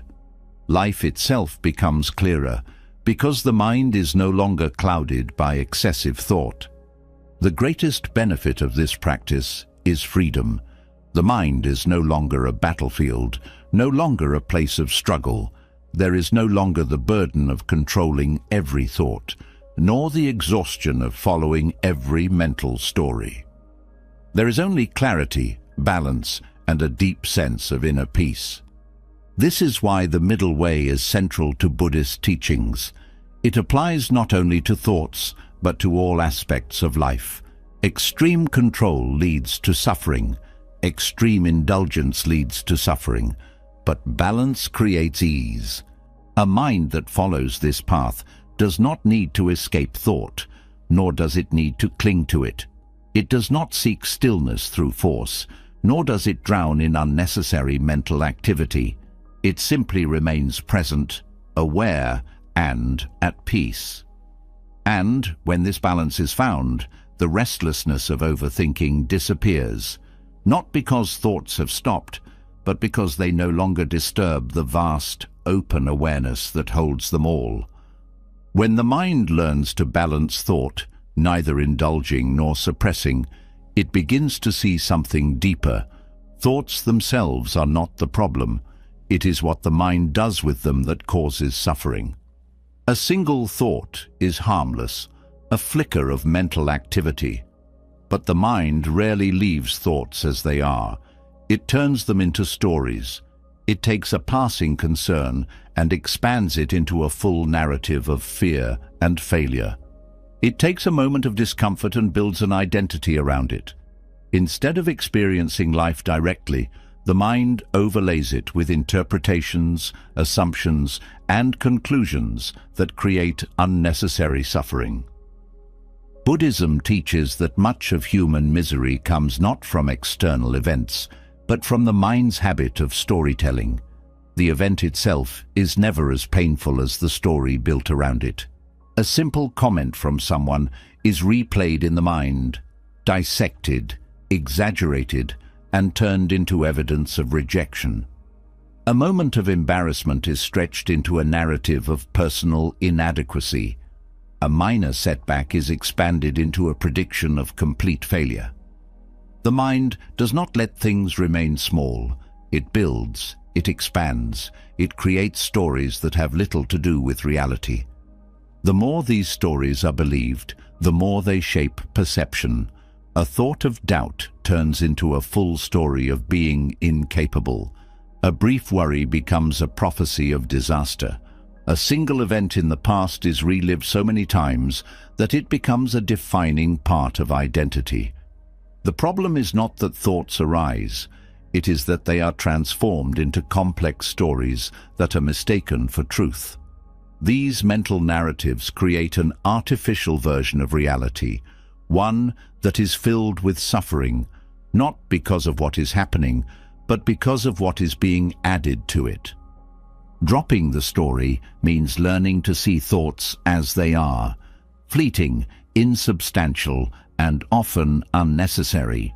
It is the recognition that thoughts do not need to be built upon, that they do not need to be turned into narratives. A thought of worry can be left as a thought of worry. It does not need to become a mental movie of catastrophe. A thought of sadness can arise and dissolve without the mind creating an entire explanation for it. By dropping the story, thought is left in its pure form, just a passing mental event, no different from a cloud in the sky. The mind clings to stories because they provide a sense of identity. People do not just experience emotions, they attach narratives to them that reinforce their self-image. Someone who has failed at something does not just see it as an event, they create a story that they are a failure. Someone who experiences rejection does not just feel hurt in the moment, they construct a lifelong narrative of being unwanted. These stories shape behavior, reinforce limiting beliefs, and create a self that feels trapped in endless overthinking. Buddhism teaches that identity itself is a story. The self is not a fixed thing, but a collection of narratives pieced together from memory and thought. The moment these narratives are questioned, their power weakens. If the story of being incapable is dropped, what remains? If the story of being unworthy is released, what is left? Without stories, there is only direct experience. Life as it is, not as the mind has framed it. One of the greatest sources of mental suffering is the belief that stories are necessary. The mind assumes that analyzing, explaining, and narrating every thought will lead to understanding, but it only leads to entrapment. The deeper the story goes, the harder it becomes to see life clearly. Each added layer of thought moves further away from direct experience. The truth is never found in the mind's explanations. It is found in what is, before the story is created. Breaking the habit of storytelling begins with awareness. The moment a thought arises, there is a choice, to let it pass or to build on it. If it is left alone, it dissolves naturally. If it is fed with more thought, it becomes a story. Most suffering is self-created, built through repeated mental construction. When this is seen directly, the need to build stories begins to fade. The strongest stories are the ones tied to the past. The mind replays old wounds, adding meaning, interpretation, and conclusions that were never part of the original experience. A single painful moment is relived so many times that it becomes a lifelong burden. The story is not just a memory, it is kept alive through constant mental reinforcement. But the past is gone. The only thing that keeps it alive is the mind's attachment to the story about it. Dropping the story does not mean ignoring the past. It means releasing the unnecessary weight attached to it. The event happened, but the suffering comes from the interpretation added to it. The past is not what continues to cause pain. It is the story that has been told about it again and again. The moment that story is dropped, the suffering dissolves. This applies equally to the future. Worry is nothing more than storytelling about what has not yet happened. The mind creates scenarios, predicting disaster, failure, or rejection before anything has even occurred. But these are just mental constructions. The future does not exist as the mind imagines it. The story of what could go wrong is just that, a story. And like all stories, it can be dropped. Buddhist practice encourages direct experience as a way to break free from storytelling. Instead of analyzing emotions, they are felt fully, without mental commentary. Instead of explaining thoughts, they're observed in their raw form. Instead of interpreting events, they are experienced as they are. This direct engagement with life removes the need for excessive thought, making overthinking unnecessary. Meditation is one of the most powerful tools for breaking the habit of storytelling. Sitting in silence, watching the mind, it becomes clear how often it turns simple thoughts into elaborate narratives. A single worry appears, and before it is even recognized, the mind has already turned it into a complex prediction of failure. A single memory arises, and within moments, the mind has built an entire emotional story around it. But when these patterns are seen, they lose their grip. The mind realizes that thoughts do not need to be turned into anything. They can be left as they are. The more this is practiced, the quieter the mind becomes. Not because thoughts have stopped, but because they are no longer transformed into stories. A thought of anger appears, but it does not need to become a lifelong grudge. A moment of doubt arises, but it does not need to become a story of incompetence. The mind remains open, spacious, and free from the weight of unnecessary thought. Dropping the story is not about suppressing emotions. It is about removing the unnecessary suffering attached to them. Pain can exist without the additional suffering created by mental narratives.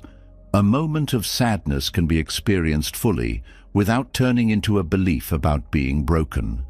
A moment of fear can pass through without turning into an identity of being weak. This is the difference between experiencing emotions and becoming trapped in them. The freedom that comes from dropping the story is immense. The mind no longer needs to carry every past mistake, every possible future problem, every imagined interpretation of what others think. Life becomes lighter, not because nothing happens, but because nothing is held onto unnecessarily. The mind is always searching for meaning, but not all meaning is necessary. Some things do not need explanation. Some thoughts do not need interpretation. Some moments do not need a story. When this is understood, the need for constant mental activity dissolves. The mind no longer needs to process everything because it trusts that life is already complete without additional commentary. This is why Buddhist teachings emphasize simplicity. The fewer stories the mind builds, the clearer life becomes. The less thought is added, the lighter the mind feels. The habit of storytelling does not end through force. It ends through seeing that stories are not needed. When the mind no longer turns every thought into a story, peace arises naturally, not because thoughts have stopped, but because they are no longer believed as absolute truth. A thought is just a thought, a passing event, an echo of the mind. And when that is fully seen, the need to hold on to stories disappears, leaving only presence, clarity, and the effortless freedom of a mind that no longer builds its own suffering. When the habit of storytelling fades, the mind becomes lighter. But in that newfound clarity, another truth emerges, one that has often been overlooked. Beneath the layers of overthinking, judgment, and endless mental loops, there is a voice that has been whispering all along. It is not the voice of wisdom or awareness, but the voice of self-criticism. It is the voice that repeats past mistakes, that questions worthiness, that turns every small misstep into a personal failure. Even when unnecessary narratives are dropped, this voice lingers. And unless it is understood, it keeps the cycle of overthinking alive. Buddhism teaches that the way the mind is treated determines its state. If it is met with harshness, it becomes tense. If it is constantly judged, it retreats into defensiveness. If it is filled with criticism, it learns to expect suffering, even in moments of peace. Overthinking does not only come from attachment to thoughts, it also comes from the way the mind reacts to itself. A mind that fears its own thoughts, that sees them as proof of failure, that turns every moment of doubt into a reason for shame, will never find stillness. But a mind met with compassion softens, relaxes, and becomes a place of refuge instead of a battlefield. Loving kindness, or metta in Buddhist teachings, is not just about extending kindness to others. It begins with the self. It is the practice of looking at the mind, not with frustration, not with judgment, but with the same warmth one would offer to a dear friend. The suffering of overthinking is not caused by thoughts alone, but by the way the mind punishes itself for having them. When a moment of doubt arises, instead of being met with understanding, it is met with self-criticism. When anxiety appears, instead of being acknowledged gently, it is pushed away with frustration. This inner resistance does not silence the mind, it amplifies its suffering. A harsh mind does not create clarity, it creates fear. It turns every thought into a battle, every mistake into a reason for self-hatred. It leaves no room for growth because it assumes that imperfection is failure. But this approach is based on misunderstanding. The mind was never meant to be controlled through force. It was never meant to be perfect. It was meant to be understood, accepted, and cared for, just like any other part of life. Buddhist compassion teaches that the way to quiet the mind is not by force, but by kindness. A child who is constantly scolded will become anxious, afraid to make mistakes. A mind that is constantly criticized does the same. It becomes defensive, reactive, caught in cycles of overanalysis, trying to avoid further punishment. But when the mind is met with understanding, it begins to trust itself. It no longer resists thoughts, no longer fights emotions, no longer fears imperfection. It finds peace, not through control, but through self-acceptance. One of the strongest sources of overthinking is the belief that the mind should be different than it is. People assume that if they were smarter, more disciplined, more enlightened, they would not have anxious thoughts. They believe that their mental struggles are proof of failure. But Buddhism teaches that the mind is not a problem to be fixed. It is an experience to be lived. Thoughts arise, emotions fluctuate, patterns come and go. None of this is a sign of failure. It is simply the nature of the mind. Compassion for the mind means releasing the need for it to be perfect. It means understanding that overthinking is not a personal flaw, but a habit formed over time. It means seeing that self-criticism does not help. It only deepens suffering. The mind is not an enemy to be conquered. It is a wounded part of the self that has been trying, in its own way, to keep things under control. Even the most destructive thought patterns started as an attempt to protect. Worry was meant to prepare for the future. Self-doubt was meant to avoid mistakes. Overanalysis was meant to find certainty. These patterns are misguided, but they were never meant to cause harm. This is why self-compassion is so powerful. The moment the mind is met with kindness instead of judgment, it stops resisting. It stops feeling the need to defend itself.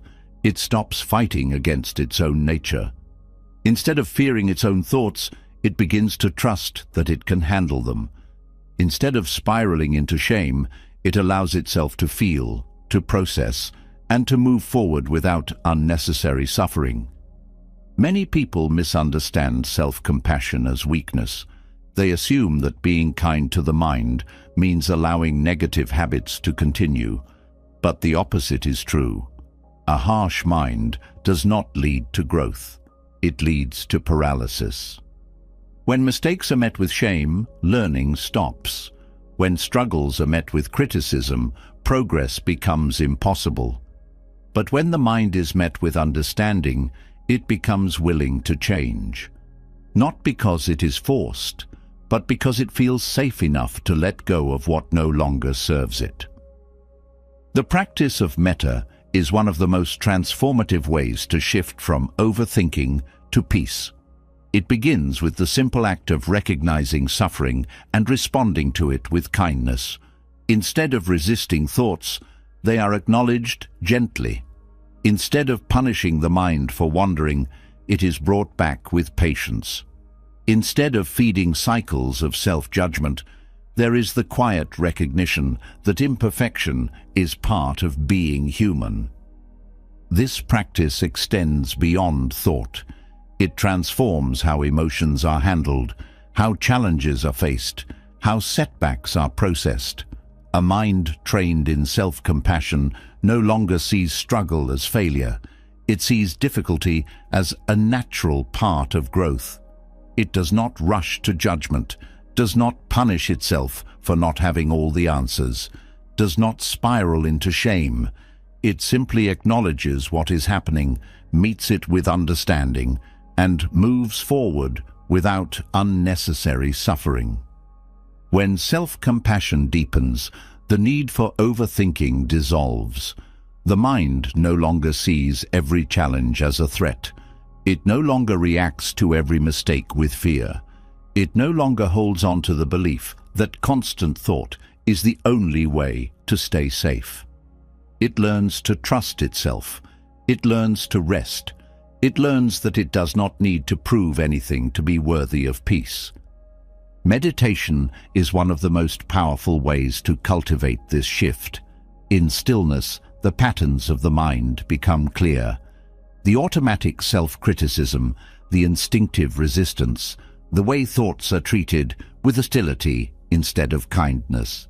But in that awareness, a choice emerges. The choice to respond differently. The choice to meet each thought, each emotion, each moment of suffering with understanding instead of judgment. Over time, this response becomes a habit, and with this habit, the mind begins to heal. Compassion does not eliminate all struggles. It does not make the mind silent forever, but it changes the relationship with thought. A mind that is met with kindness no longer fears itself. It no longer turns every small difficulty into a crisis. It no longer punishes itself for simply being as it is. And in that space, the mind finds something it has been searching for all along. Not more control, not more certainty, but the quiet, effortless relief of finally being at peace with itself. When the mind is met with compassion, its grip loosens. The weight of self-criticism lightens, the inner battles weaken, and a new understanding begins to take shape. But even as kindness grows, another truth must be faced. Thoughts themselves are not as solid, reliable, or meaningful as they appear. The mind produces an endless stream of thoughts, yet most of them dissolve as quickly as they arise. Some repeat themselves, some contradict each other. Some are based on fears that never come true. And yet, the habit of clinging remains. Even the most compassionate mind can still fall into the trap of believing every thought it encounters. This is where the Buddhist teaching of shunyata, or emptiness, reveals its wisdom. The nature of thought is emptiness. This does not mean that thoughts do not exist, but that they have no inherent substance. They arise, pass, and leave no trace unless the mind clings to them. They have no solid core, no ultimate truth, no lasting reality. And yet, most suffering arises from taking them too seriously. A single thought can shift the entire mood of the day. A passing worry can create hours of stress. A brief moment of self-doubt can lead to decisions based on fear instead of clarity. The problem is not that thoughts exist, it is that they are mistaken for reality. Buddhism teaches that thoughts are like reflections in water. They appear clear, vivid, even convincing, but they are not the things they represent. The mind creates images, concepts, and stories about reality, but these are not reality itself. A thought about the future is not the future. A memory is not the past itself, but a mental reconstruction. A fear of what might happen is not evidence that it will. But when thoughts are believed without question, they create an illusion of certainty that leads to suffering. Most people assume that if a thought appears, it must mean something. If a worry arises, it must be addressed. If an idea enters the mind, it must be pursued. But thoughts are not instructions. They are not prophecies. They are not commands. They are passing mental events, no different from sounds in the environment. A bird sings, a car passes, a thought appears. None of them require attachment. Yet, unlike external sounds, thoughts are mistaken for personal truth. The mind assumes, "This is my thought, so it must be important." But thoughts do not belong to anyone. They arise from conditioning, from past experiences, from subconscious activity. They are not the voice of wisdom. They are echoes of the mind's habits.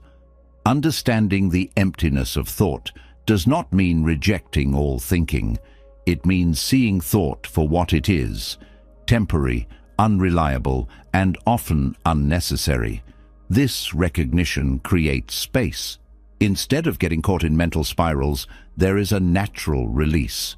Instead of reacting to every thought, there is patience. The urgency to solve every mental question fades. The pressure to analyze every feeling dissolves. The mind begins to see that most thoughts, if left alone, disappear on their own. One of the strongest illusions of thought is the belief that more thinking leads to more clarity. But the opposite is often true. The deeper thoughts are analyzed, the more tangled they become. The more a problem is thought about, the more complex it appears. The more emotions are dissected, the stronger they seem. Thought does not always resolve itself through more thought. Often, peace is found in stepping back, in allowing thoughts to rise and fall without interference. Shunyata is not a philosophy to be accepted intellectually. It is a reality to be experienced directly. In meditation, the emptiness of thought becomes clear. A thought arises, it stays for a moment, then it fades. If it is not grasped, it passes like a cloud in the sky. The mind may try to hold on to it, to examine it, to find meaning in it. But when thought is left alone, it vanishes, revealing its impermanent nature. The suffering that seemed attached to it also fades. It was never the thought itself that caused suffering, but the clinging to it. A common fear is that without attachment to thought, life will lose its direction. People believe that they need to grasp thoughts to stay in control, to make decisions, to plan, to understand. But clarity does not come from grasping. It comes from seeing.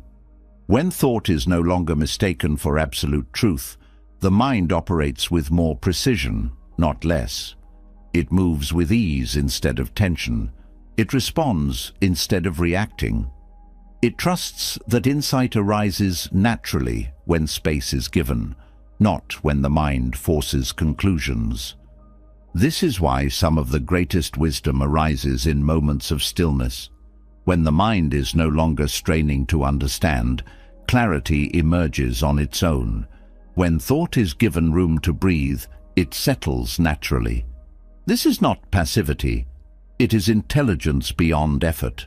The mind that does not rush to control thought sees with greater accuracy. It knows that not every passing idea deserves attention. Not every worry needs a solution. Not every judgment is true. Over time, this practice transforms daily life. The grip of thought loosens.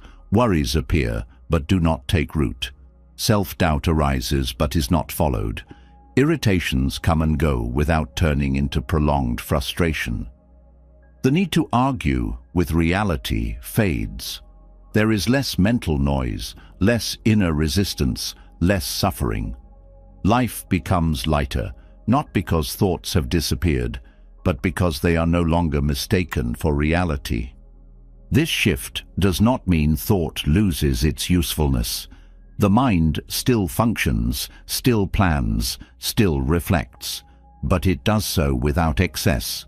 It no longer overthinks small details. It no longer replays conversations endlessly. It no longer turns fleeting emotions into personal crises. Thought remains, but its weight is gone. It becomes a tool rather than a master. A practical way to cultivate this awareness is to question thoughts as they arise, not to debate them, not to argue with them, but to see their nature clearly. If a thought says, "This will go wrong," is that an undeniable truth or just mental activity? If the mind says, "I am not good enough," where is the proof? If a worry appears about the future, does worrying change the future? When these questions are asked without attachment, thought is exposed for what it is: a passing mental event, nothing more. Meditation is the most direct way to experience this truth.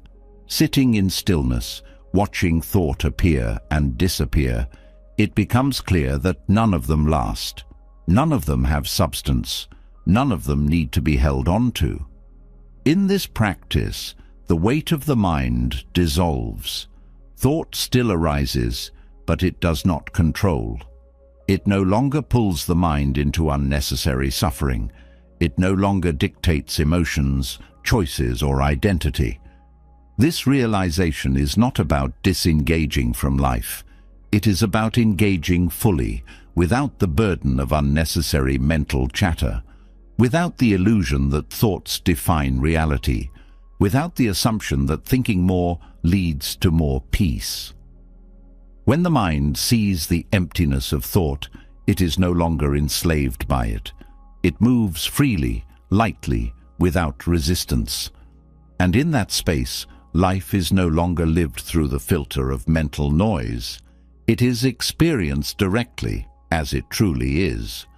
When the mind sees the emptiness of thought, its grip begins to loosen. But seeing is not the same as breaking free. Even when the illusion of thoughts is exposed, old patterns remain. Thoughts may no longer be taken as absolute truth, but they still arise, repeating the same cycles, pulling attention in familiar directions. The weight of overthinking is not just in believing thoughts, but in being caught in them before awareness even has a chance to intervene. Recognizing this is one step, but transformation happens when the root of overthinking is revealed. And there is only one way to see it clearly: silence. Silence is not the absence of sound. It is the absence of mental noise. In a world that fills every empty space with distraction, silence feels uncomfortable. The moment external noise fades, the mind's chatter becomes louder. It rushes to fill the space with unfinished thoughts, unresolved emotions, unanswered questions. It searches for something to hold on to, something to keep itself busy. This is why most people struggle with stillness. They assume the discomfort comes from boredom, but in reality, it comes from facing the mind without escape. Meditation is the mirror that reflects the mind back to itself. It does not change anything. It does not silence thoughts by force. It does not create a different reality. It simply shows what has always been there, hidden beneath layers of distraction, buried under endless analysis, masked by external stimulation. When everything else is stripped away, what remains is the raw nature of thought, the unconscious patterns that have shaped behavior, the unnoticed fears that have controlled decisions. And in that mirror, overthinking is exposed for what it is, not intelligence, not problem-solving, but an unconscious loop running on its own momentum. The first time the mind meets this silence, it resists. It does not want to be seen so clearly. It fights against stillness, filling meditation with restless energy, creating thoughts about the practice itself, searching for distractions, even in the act of sitting. It fears what will be revealed, not because the truth is unbearable, but because the mind has spent years running from it. But if the resistance is not fought, if it is simply observed, something shifts. The patterns become clearer. The mind begins to see its own habits, how it jumps from one thought to another, how it clings to certain emotions, how it builds stories out of fleeting impressions. The illusion of control fades, and the deeper roots of overthinking are exposed. One of the most profound realizations in meditation is that overthinking is not an action, it is a reaction. The mind does not decide to overthink. It simply reacts to discomfort by filling the space with thought.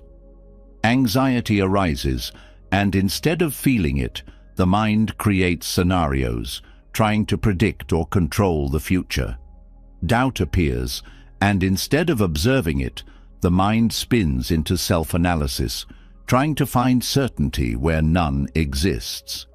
Every uncomfortable emotion becomes a trigger for thought, not because thought is useful, but because it is familiar. It creates the illusion of movement, a way to avoid sitting with what is. Meditation reveals this process in real time. As the mind settles, thoughts arise. Some are random, some are familiar, some are deeply personal. But instead of engaging with them, meditation allows them to be seen clearly. A worry appears, but instead of following it, there is awareness that it is just a thought. An old memory surfaces, but instead of getting lost in it, there is the recognition that it has no power unless it is fed. A negative judgment arises, but instead of believing it, it is simply noted and left alone. At first, the mind resists letting go. It tries to justify every thought, convincing itself that analysis is necessary, that certain thoughts must be followed, that without thinking, control will be lost. But as meditation deepens, something profound happens. The thoughts begin to slow, not because they are forced to stop, but because they are no longer being fueled. The habit of overthinking is broken not by fighting thoughts, but by losing interest in them. The mind starts to prefer stillness over mental noise, clarity over unnecessary complexity, presence over endless rumination. This is where real freedom begins. Overthinking is not something that needs to be fixed. It is something that dissolves when it is no longer needed. When the mind is no longer using thought to escape discomfort, when it no longer believes that more thinking leads to more control, when it sees directly that peace does not come from solving every question, but from letting go of unnecessary ones, the habit fades. It no longer has the same grip. Thoughts still arise, but they do not take over.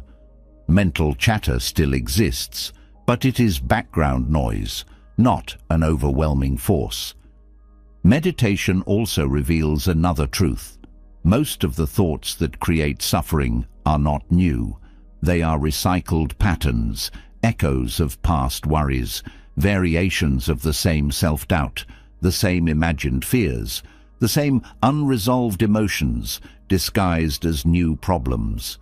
The mind repeats itself, convincing itself that each new thought is important, but in meditation this repetition becomes obvious. The same patterns appear over and over, the same worries, the same doubts, the same mental loops, and once seen clearly, they lose their power. This is why deep meditation does not just quiet the mind temporarily. It uproots overthinking at its source. It does not teach the mind to avoid thoughts, nor does it force silence. It simply removes the illusion that thought is necessary for peace. It trains the mind to see thought as it is, impermanent, insubstantial, often unnecessary. And in that recognition, the need to overthink dissolves. The more this is practiced, the more effortless it becomes. At first, the mind may struggle. It may slip back into old habits. It may resist stillness. It may convince itself that meditation is pointless. But over time, the effort disappears. Thought loses its grip naturally. There is no need to force clarity. It emerges on its own. No need to stop thinking. It slows on its own. No need to fight the mind. It becomes still on its own. In daily life, this shift changes everything. There is less urgency in solving problems that do not need solving.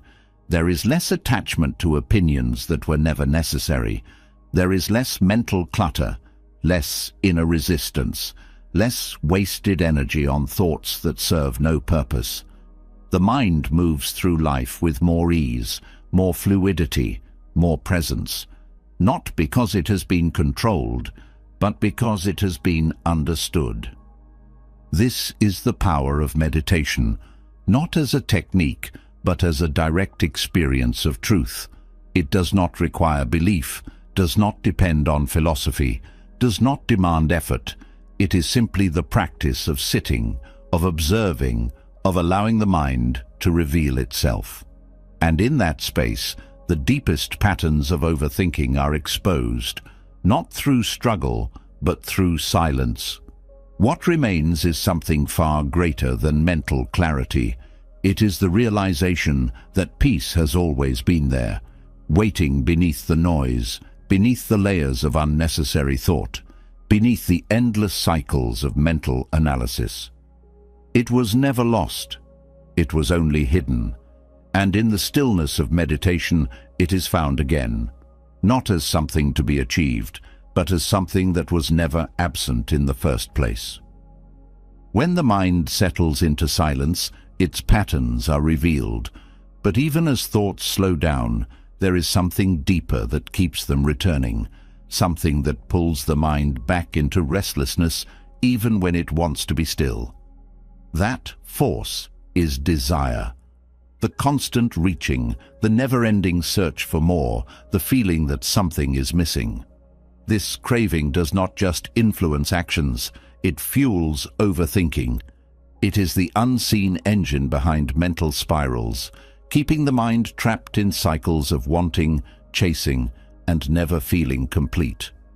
Buddhism teaches that craving is the root of suffering, not because wanting something is inherently bad, but because attachment to desires creates endless dissatisfaction. The mind clings to what it does not have, worries about what it might lose, and fixates on what it believes will bring happiness. And this attachment fuels an unstoppable mental loop. The mind does not rest because it is always searching. Even when a desire is fulfilled, another one takes its place.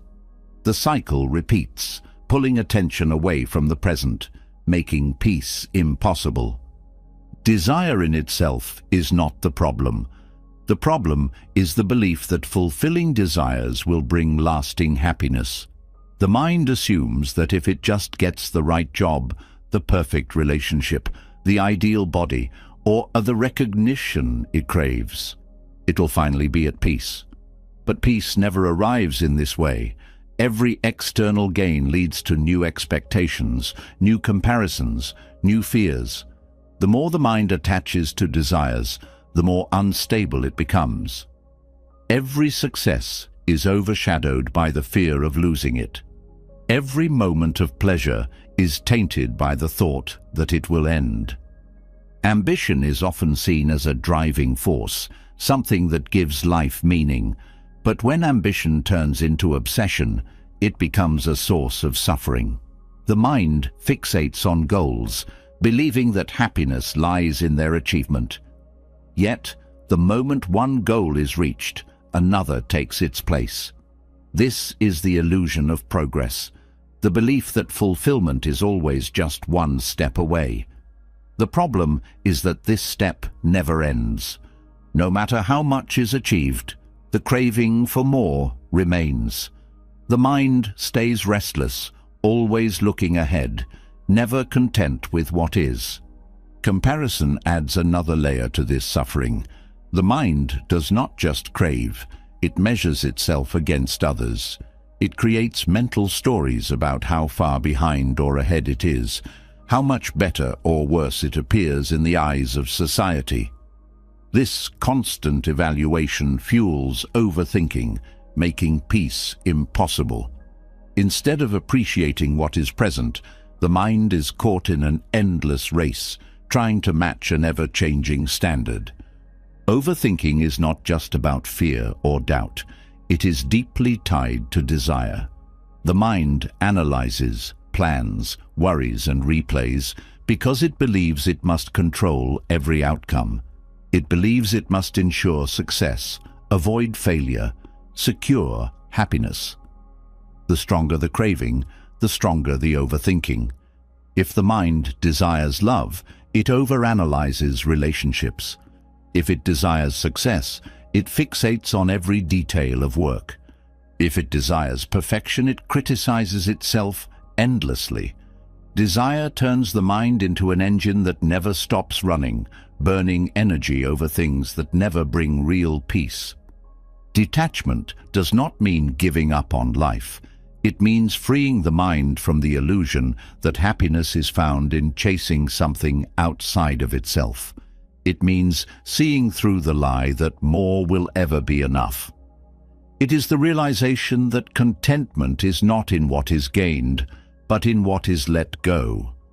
When the mind is no longer ruled by craving, it becomes light. It no longer needs to overthink, because it no longer believes that thinking will complete what is already whole. Breaking free from this cycle requires seeing how it works. The mind must look directly at desire, not with resistance, but with awareness. It must observe how every craving leads to attachment, how every attachment leads to fear, how every fear leads to overthinking. The mind must question whether the things it chases actually bring the peace it seeks. When this is seen clearly, detachment happens naturally. The mind no longer clings to desires because it sees that they do not hold the happiness they promised. There is nothing wrong with enjoying life, but enjoyment is different from attachment.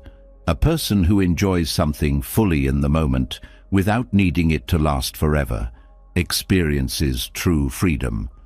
But a person who attaches to enjoyment, fearing its loss, turning it into an identity, making it the source of their happiness, becomes trapped. The mind becomes addicted to keeping what cannot be kept, to chasing what always changes. This is the root of suffering, and this is what fuels endless thought. Meditation reveals this attachment in real time. Sitting in silence, the mind becomes restless. It craves stimulation, it wants movement, it searches for something to hold on to. But in that craving, the pattern becomes clear. The mind is always running, not because it has to, but because it has never known anything else. The moment the mind stops feeding desire, something unexpected happens. Stillness no longer feels empty. Peace no longer feels like something to be earned. The mind begins to rest in itself without needing anything more. The greatest fear people have about letting go of desires is the belief that life will lose meaning. If there is no craving, no ambition, no striving, will there be anything left? But meaning is not found in attachment. It is found in presence. The deepest joy comes not from getting what is wanted, but from fully experiencing what is. A mind that is free from craving does not lose direction. It moves with greater clarity. It still acts, still creates, still enjoys, but without the weight of expectation, without the suffering of attachment. Over time, this shift changes everything. Thoughts no longer spiral around wanting and lacking. The need to compare weakens. The urgency to prove something disappears. The mind no longer wastes energy on what is outside of its control. It stops trying to force life to match its expectations and instead meets life as it is. This is not passivity. It is the deepest form of freedom. It is the ability to engage fully without being owned by what is engaged in. This understanding is not intellectual. It must be experienced directly. When the mind sits in stillness, observing itself, it begins to see the root of its suffering. It sees that desire is not just about objects, status, or success. It is woven into every aspect of thought. It is present in the way the mind clings to identity, to beliefs, to control. It is the cause of every mental struggle. And when this is fully seen, the grip of desire weakens. The mind stops running. Overthinking fades, not because thought is forced to stop, but because the need for it disappears. True freedom is not found in having everything.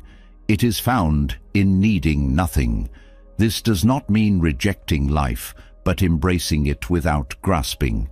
It means allowing each moment to be enough as it is. When the mind no longer believes that something is missing, overthinking loses its foundation. There is no longer the need to chase, to analyze, to compare. There is only presence. And in that presence, the mind is finally at peace. When the weight of desire is lifted, the mind becomes lighter. It no longer chases after an endless list of wants, nor does it measure itself against an invisible standard of success. But there is still something that keeps overthinking alive, something more subtle than craving, yet just as powerful. It is the fear of not knowing, the uncertainty of the future, the unpredictability of life, the questions without clear answers. The mind clings to the illusion that knowing more, predicting more, and preparing more will bring security. But in reality, it only brings more mental noise. The more the mind tries to control the unknown, the more restless it becomes. Overthinking thrives on uncertainty. The mind believes that by thinking enough, it can remove doubt, find the perfect answer, and eliminate risk. But uncertainty is not a problem to be solved. It is a reality of life. No matter how much thought is poured into predicting the future, it will always remain unknown. The belief that more thinking will bring certainty is an illusion. It does not lead to clarity, it leads to exhaustion. It does not bring security, it creates more doubt. Buddhism teaches that true freedom comes not from eliminating uncertainty, but from making peace with it. The mind does not need to know everything. It does not need to have every answer. It does not need to control what happens next. The more it accepts the unknown, the quieter it becomes. This does not mean passivity. It means trusting that life unfolds with or without excessive thought, that clarity arises not from forcing answers, but from allowing space for them to emerge. The mind resists uncertainty because it equates not knowing with danger. It assumes that if something is unpredictable, it must be prepared for. It runs through scenarios, analyzes every possibility, builds mental defenses against things that may never happen. But this habit does not protect. It only drains. The truth is, most of the things the mind worries about never unfold the way they are imagined. The future is not shaped by thoughts alone. It is shaped by action, by response, by adaptation. Overthinking does not prepare the mind for uncertainty. It blinds it with unnecessary fear. Letting go of the need to know everything does not mean becoming careless. It means understanding that knowledge has limits, that not all answers exist in advance, that clarity comes through experience, not through endless thought. Some of the greatest insights arise when the mind is no longer struggling to find them. The strongest decisions come when the pressure to be certain is removed. Life does not demand absolute knowing. It only asks for presence, for openness, for the willingness to engage without needing guarantees. Meditation is one of the most direct ways to experience this shift. In silence, the mind is confronted with its own discomfort, with uncertainty. It reaches for something to hold on to, searches for conclusions, tries to label and define what cannot be fully understood. But if this impulse is observed rather than indulged, something changes. The mind realizes that it does not need to have all the answers in order to be at peace. It does not need to solve every question in order to move forward. The habit of grasping at certainty weakens, and a new kind of clarity emerges, not one built on absolute knowing, but one rooted in deep trust. Over time, this understanding transforms daily life. The fear of making the wrong decision fades. The pressure to predict the future weakens. The need to have everything figured out loses its power. Instead of seeing uncertainty as something to battle, the mind begins to see it as something natural, something that has always been part of life. Every moment is unknown. Every breath is uncertain. The future has never been guaranteed. And yet, life continues. The mind has always adapted. Fear has never been a requirement for survival. This is where true stillness arises, not from controlling thought, not from predicting outcomes, but from trusting the unknown.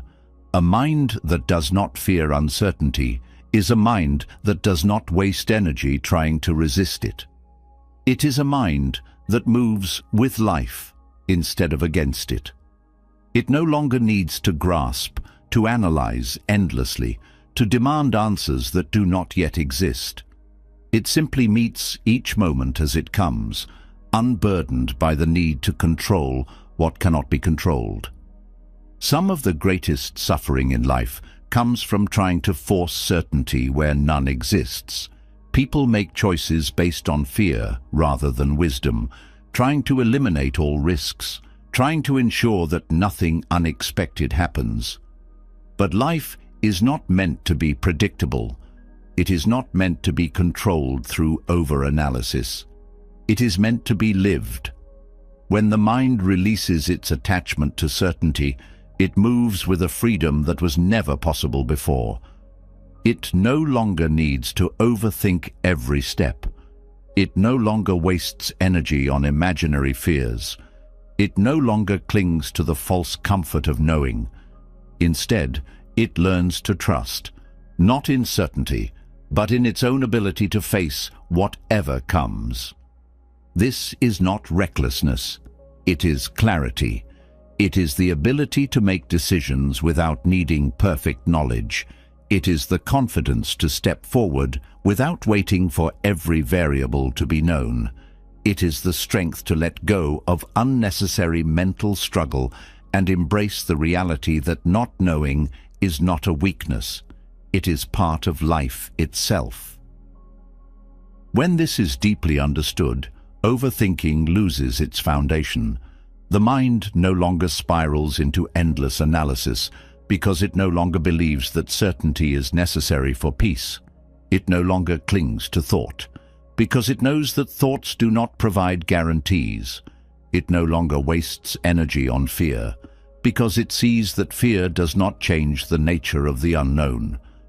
Over time, this shift becomes effortless. The habit of overanalyzing weakens. The need for absolute answers disappears. Life becomes lighter, not because it has become more predictable, but because the mind no longer demands that it be so. This is true liberation, not from uncertainty itself, but from the belief that uncertainty must be resisted. A mind that no longer fears the unknown is a mind that is finally free. It no longer carries the weight of imagined futures, no longer wastes time trying to force control where none is possible. It moves with ease, with presence, with trust. And in that space, overthinking fades, not through effort, not through struggle, but because there is simply nothing left for it to cling to. When the mind lets go of its obsession with certainty, something surprising happens. The fear of the unknown fades, but something else rises to the surface. Mental exhaustion, not from uncertainty, not from overanalysis, but from sheer overload. The mind is not just caught in loops because it seeks control. It is also overwhelmed because it has been fed too much, too often, without rest. There is no space to process, no silence between thoughts, no pause between inputs. The world floods the mind with information, and without realizing it, the mind becomes bloated, sluggish, unable to distinguish what is essential from what is noise. Modern life is built on excess, not just in material things, but in mental consumption. The constant stream of news, opinions, entertainment, notifications, conversations, advertisements, all of it pulls attention in 100 different directions. The mind absorbs it all, whether it wants to or not. Every bit of information adds weight. Every external stimulus feeds new thoughts. The mind does not have time to digest what it takes in, yet it keeps reaching for more. It is like eating without stopping, consuming without processing, swallowing without digesting. And just like the body struggles with overeating, the mind struggles with overthinking when it is overfed. Buddhism teaches that the mind reflects what it is given. A mind constantly exposed to chaos becomes chaotic. A mind filled with fear-based information becomes anxious. A mind trained to jump from one distraction to another loses the ability to be still. The more input it receives, the more restless it becomes. And yet, most people never question this. They assume that more knowledge, more updates, more stimulation will make them better prepared, more informed, more in control. But the opposite is true. Too much information does not bring clarity, it brings confusion. Too many opinions do not bring understanding, they bring doubt. Too much mental input doesn't make the mind sharper, it makes it fragmented, overworked, and drained. The mind was never meant to process infinite amounts of information. It was never meant to hold the weight of the entire world. It was designed for presence, for clarity, for focus. But in a world where everything demands attention, the mind is constantly pulled in different directions, leaving it stretched thin. Over time, it loses the ability to rest. Even when there is no immediate problem, the mind feels heavy, burdened, unable to slow down. It becomes addicted to stimulation, mistaking endless consumption for progress. Reducing mental inputs is not about ignorance. It is about discernment. It is the ability to choose what enters the mind and what does not. It is the discipline to stop feeding it unnecessary clutter. A mind that is constantly exposed to everything cannot focus on anything. But a mind that is selective, that knows when to step away, that understands the power of less, becomes sharp, clear, and at ease. The habit of overthinking often comes from overexposure. When the mind consumes too much, it does not know what to prioritize. It treats every thought, every problem, every piece of information as equally important. It jumps from one thing to another, never settling. But just like the body benefits from fasting, the mind benefits from space. The more unnecessary inputs are reduced, the more the mind can breathe. One of the strongest sources of mental overload is digital consumption. Social media, news, entertainment, all of it competes for attention. Every time the mind engages, it absorbs something. Even a few seconds of scrolling introduce dozens of new ideas, new comparisons, new thoughts to process. The mind does not have time to sit with anything. It is always being pulled to the next thing. This creates an addiction to input, making stillness feel unnatural. But when mental consumption is reduced, clarity returns. The mind becomes lighter, thoughts slow down, and overthinking begins to fade. It is not just external content that overwhelms the mind. Conversations, arguments, opinions from others, all of these add to mental clutter. The mind takes in everything it hears, storing it, analyzing it, replaying it. The more unnecessary conversations it engages in, the more it fills itself with external worries, external judgments, external conflicts. A mind that is always responding to outside noise cannot hear itself. It becomes reactive rather than intentional. But when it steps back, when it stops absorbing what does not serve it, it regains its center. It no longer carries the weight of every passing conversation. It no longer lets the words of others dictate its thoughts. This is not isolation, it is refinement. It is the ability to choose what is worth thinking about and what is not. A cluttered mind is not a wise mind. A mind filled with too much is not powerful. It is exhausted. Power comes from focus, from depth, from the ability to hold one thing at a time. The strongest minds are not the ones that know everything. They are the ones that know what to ignore. Meditation reveals this truth clearly. When the mind sits in silence, it begins to see how much unnecessary noise it carries. Thoughts appear that have no relevance. Worries arise that were taken from outside influences. Distractions try to pull attention away from the present. But as the practice deepens, something shifts. The mind starts to let go of what does not belong to it. It stops chasing thoughts that do not matter. It stops replaying inputs that were never useful. It learns to protect its space. And in that space, overthinking loses its foundation. The most effective way to reduce overanalysis is not to force thought to stop. It is to stop feeding it excess material. When the mind is given less, it thinks less. When it is no longer overwhelmed, it no longer overreacts. When it is not constantly pulled in different directions, it can focus, settle, and see with greater clarity. This practice extends beyond meditation. It is a way of living, choosing what to engage with, what to consume, what to participate in, not absorbing every piece of news, not reacting to every passing opinion, not indulging in every mental impulse. It is about creating intentional gaps, spaces of quiet where the mind can process rather than accumulate. A life that is constantly filled with noise does not create wisdom, it creates stress. But a life with space allows the mind to function as it was meant to. Over time, this shift transforms how the mind operates. It no longer needs constant input to feel engaged.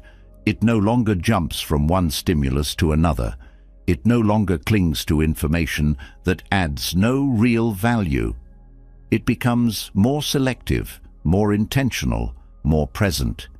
And as a result, overthinking weakens, not because effort is made to stop it, but because it is no longer being fed the excess it needs to survive. The greatest mistake people make is assuming that more knowledge, more content, more mental engagement leads to greater understanding. But understanding comes not from accumulation, but from clarity.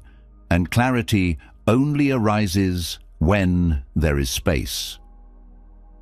A mind that is not overloaded is a mind that is naturally still. It does not spiral into unnecessary loops. It does not drown in details. It does not waste energy on things that do not matter. It stays where it needs to be, thinks only when necessary, and rests when thinking is not required. This is not detachment from life. It is the ability to experience life fully, without the constant interference of excess thought. It is the ability to engage deeply, without being consumed. It is the strength to know when to step away, when to be silent, when to stop adding more to what is already enough. And in that simplicity, overthinking dissolves, not because it was conquered, but because it was no longer needed. When the mind is no longer overwhelmed with unnecessary inputs, a new challenge emerges. It is not the absence of external noise that unsettles.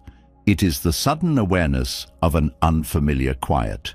The mind, so accustomed to processing, consuming, and reacting, now stands before an empty space. But instead of resting in it, it rushes to fill the gap. This is where overthinking takes on a new form, not as a reaction to external stimulation, but as an inability to simply be. The modern world has conditioned the mind to equate stillness with inactivity, inactivity with unproductivity, and unproductivity with failure. But Zen and Taoist wisdom reveal the opposite, that true power, clarity, and even transformation arise not from doing more, but from doing nothing at all. Stillness is not a void. It is not a lack of engagement with life.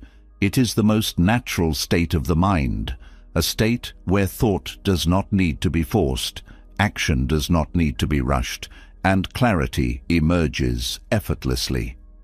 But because the mind is conditioned to movement, stillness feels unnatural. The moment nothing is happening, the mind seeks something to engage with, something to solve, something to process. But doing nothing is not passive. It is an art. It is the ability to allow thoughts to settle, to let unnecessary action drop away, to trust that the mind functions best when it is not forced into constant effort. Overthinking is a form of mental overexertion. It assumes that more thinking leads to more control, that constant mental effort will lead to better decisions, better outcomes, better results. But the greatest wisdom does not arise from forced thinking. It arises from an open, unburdened mind. Some of the greatest insights come not when the mind is struggling to find answers, but when it is given space to rest. Taoist philosophy calls this Wu Wei, or effortless action. It is the state in which the best decisions, the most creative solutions, and the deepest understanding emerge naturally, not from force, but from flow. The obsession with being productive has turned stillness into something unnatural. People feel guilty for resting. They assume that if they are not actively thinking, planning, or solving, they are wasting time. But the mind, like the body, has a rhythm. It needs movement, but it also needs rest. Just as a muscle fatigues when overworked, the mind loses clarity when it is never given stillness. It becomes dull, exhausted, inefficient. True wisdom comes not from doing more, but from knowing when to stop. Zen practice teaches that when the mind is still, it does not become empty, it becomes clear. Thought is not suppressed, nor is it indulged. It arises and falls naturally without attachment. This is the foundation of true awareness. It is not about controlling thought, but about seeing it as it is, fleeting, impermanent, often unnecessary. The mind that does nothing is not inactive, it is deeply present. It does not interfere with thought, nor does it cling to it. It simply allows space for clarity to emerge on its own. In modern life, the fear of stillness is everywhere. People fill their days with distractions, their moments of quiet with screens, their free time with endless consumption. The idea of simply sitting without agenda, without a goal, feels foreign. Yet this is the very thing the mind needs most. Stillness is not about escaping life. It is about meeting it fully. It is about experiencing the present without needing to alter it, without the mind rushing to the past or the future, without the need to fill silence with noise. Overthinking thrives on urgency. It tells the mind that everything must be figured out immediately, that every problem must be solved now, that every uncertainty must be eliminated. But wisdom arises when the mind steps back, when it stops forcing, when it allows solutions to unfold in their own time. The more the mind learns to rest in stillness, the less it feels the need to control. The less it controls, the less it overthinks. The Taoist masters spoke of the way water moves through the world. It does not struggle, it does not force, it does not resist. It flows, it adapts, it moves with effortless intelligence. The mind is meant to do the same. But instead of flowing, it often fights against life, trying to force clarity, trying to make things happen faster, trying to control what is beyond its reach. This is what creates exhaustion. But the moment the mind stops fighting, stops pushing, stops grasping, peace arises. Thought becomes light. Action becomes natural. Life unfolds without strain. Doing nothing is not avoidance, it is mastery. It is the ability to sit in stillness without needing to escape. It is the ability to trust that clarity does not come from force, but from space. It is the ability to move with life rather than against it. This is why the greatest minds throughout history, philosophers, poets, spiritual masters, valued solitude, silence, and stillness. They understood that true understanding doesn't come from overthinking. It comes from listening to the mind when it is quiet. Meditation is the direct experience of this truth. It is the practice of sitting in nothingness, of observing without interference, of allowing thought to rise and fall without reaction. In meditation, the mind begins to see its own patterns, the way it rushes to fill gaps, the way it clings to thought, the way it resists emptiness. But if the mind does not interfere, if it simply allows stillness to exist, something profound happens. The need to overthink dissolves. The need to grasp at certainty weakens. The mind becomes lighter, not because it has solved everything, but because it no longer believes that everything needs solving. In daily life, this shift changes everything. The tendency to rush disappears. The need to react to every thought fades. The belief that mental effort equals wisdom is replaced with the understanding that clarity arises naturally when given space. Overthinking is not fought, it is outgrown. The mind stops engaging in unnecessary effort because it sees that effort is often the very thing blocking insight. Most people believe that their biggest breakthroughs come when they push harder, try more, think longer. But some of the greatest discoveries, the most profound realizations, the clearest decisions, come in moments of stillness. When the mind is not looking for an answer, the answer reveals itself. When the mind stops chasing, what is needed arrives. This is the paradox of doing nothing.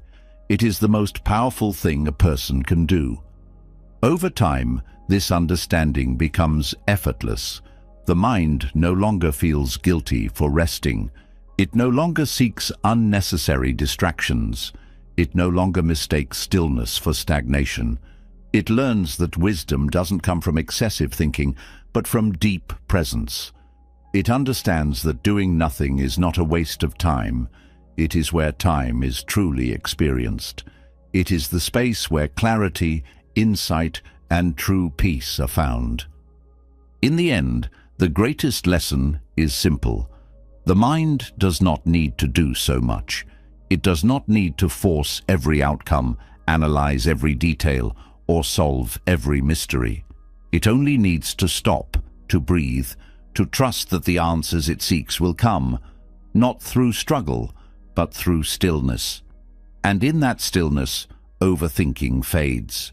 Not through effort, not through control, but because it was never needed in the first place. When the mind learns to be still, its need to react begins to fade. The urge to control, to force solutions, to fill every moment with unnecessary effort weakens. But there is another force that keeps the mind restless: speech.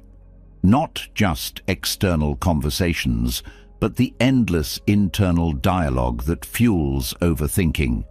Words are powerful, shaping perception, influencing emotions, and determining how thoughts unfold. The more the mind engages in constant verbal expression, the more it solidifies patterns of overanalysis. Speech and overthinking are deeply connected. Talking less does not just create external silence, it quiets the mind at its core. Words carry energy. The more they are spoken, the more they reinforce certain mental patterns. Unnecessary talking feeds unnecessary thinking. Every conversation leaves an imprint. Every exchange adds to the mind's processing load. But silence is not just the absence of words. It is the space where mental clarity emerges. A mind that is not constantly engaged in speaking gains the ability to observe rather than react, to reflect rather than impulsively respond. Overthinking often finds its fuel in excessive speech. When thoughts remain unspoken, they lose their grip. But when they are verbalized repeatedly, they take on weight, becoming more real, more powerful, more difficult to release. A single doubt, when spoken aloud multiple times, turns into a fixation. A minor worry, when discussed at length, becomes an overwhelming problem. Words amplify thought. They give it structure, make it harder to dismiss. This is why those who talk excessively often struggle with overactive minds. Their own words feed their mental noise. Restraint in speech is one of the oldest practices in Buddhist wisdom. It is not just about avoiding gossip or unnecessary conversation. It is about preserving energy. Every word spoken uses mental energy, and the more careless the speech, the more scattered the mind becomes. A person who speaks without intention also thinks without clarity. Their mind jumps from one idea to another, never settling, never quieting.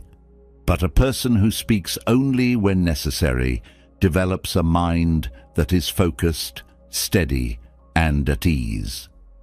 Verbal restraint does not mean withdrawing from communication.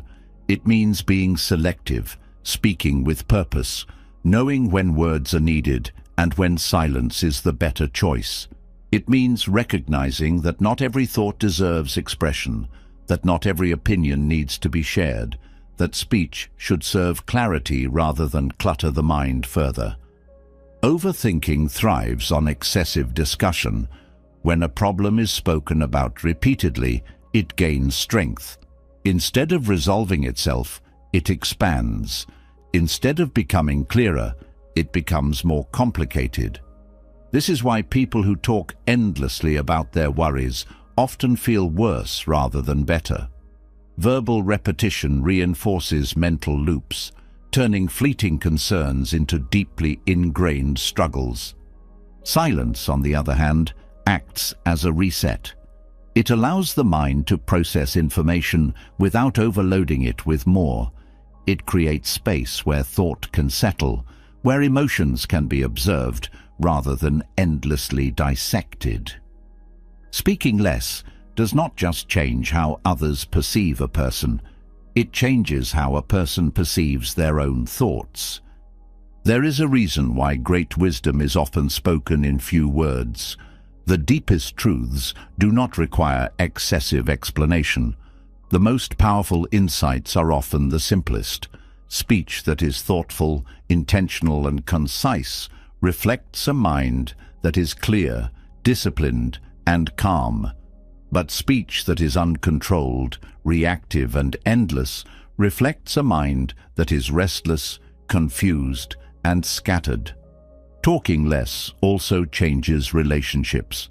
Many conflicts, misunderstandings, and emotional struggles arise not from real issues, but from excessive words.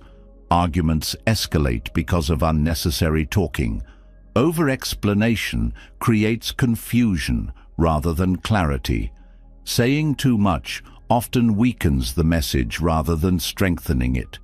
But when speech is measured, when words are chosen carefully, communication becomes more meaningful, more precise, more impactful. Buddhist monks practice noble silence, not just as a discipline, but as a way to cultivate inner peace.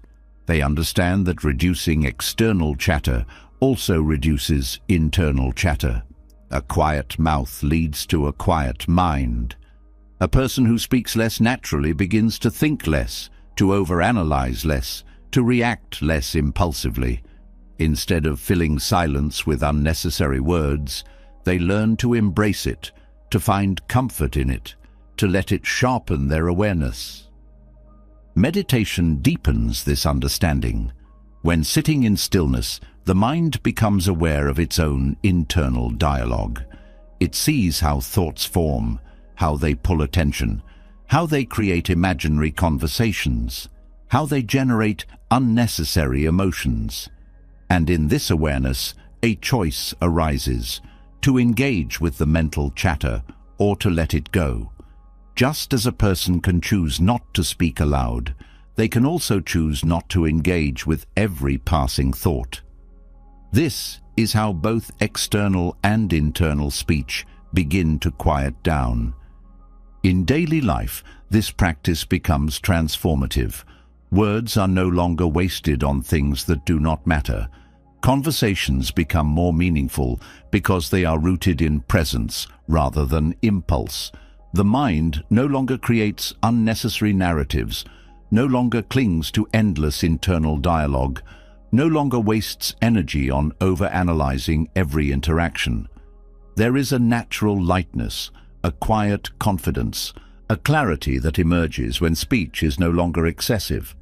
Talking less does not mean withdrawing from life. It means engaging with greater awareness. It means recognizing that true wisdom is not in saying more, but in saying only what is needed. It means understanding that words, like thoughts, should be chosen carefully, used with purpose, and released when they no longer serve. Over time, this shift rewires the mind.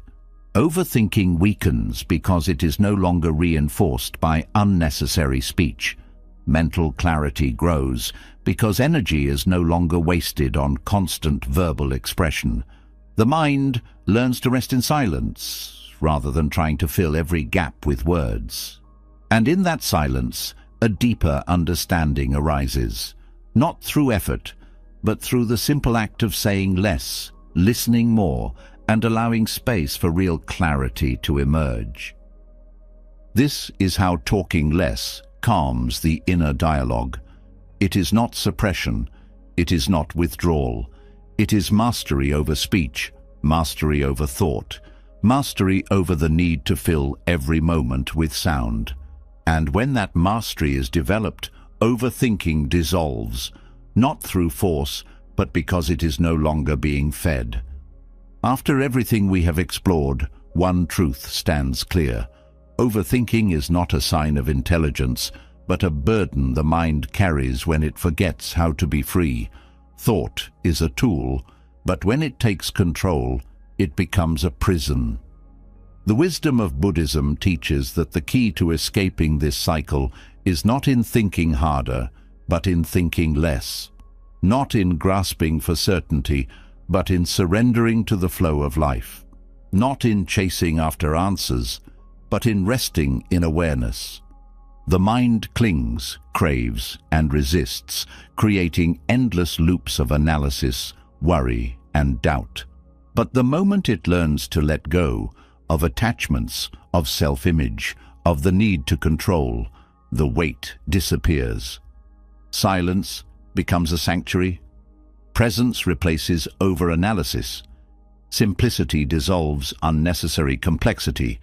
And what remains is clarity, peace, and an unshakable calm. There is no grand technique, no hidden secret, no complex philosophy to memorize. The way out of overthinking is found in stillness, in trust, in the simple act of doing less, talking less, holding on less. The quieter the mind becomes, the more it sees that it was never truly trapped. It was only tangled in its own thoughts. And in that realization, the freedom you've always searched for is finally yours. Now, I want to hear from you. What was the biggest insight that struck you in this journey? Which Buddhist truth resonated with you the most? Drop a comment below. I read them all, and your words could inspire someone else who is struggling to break free from overthinking. And if you want more wisdom like this, don't forget to hit the subscribe button, because a mind at peace isn't something you stumble upon. It's something you cultivate, one step at a time. Let's walk that path together. See you in the next one.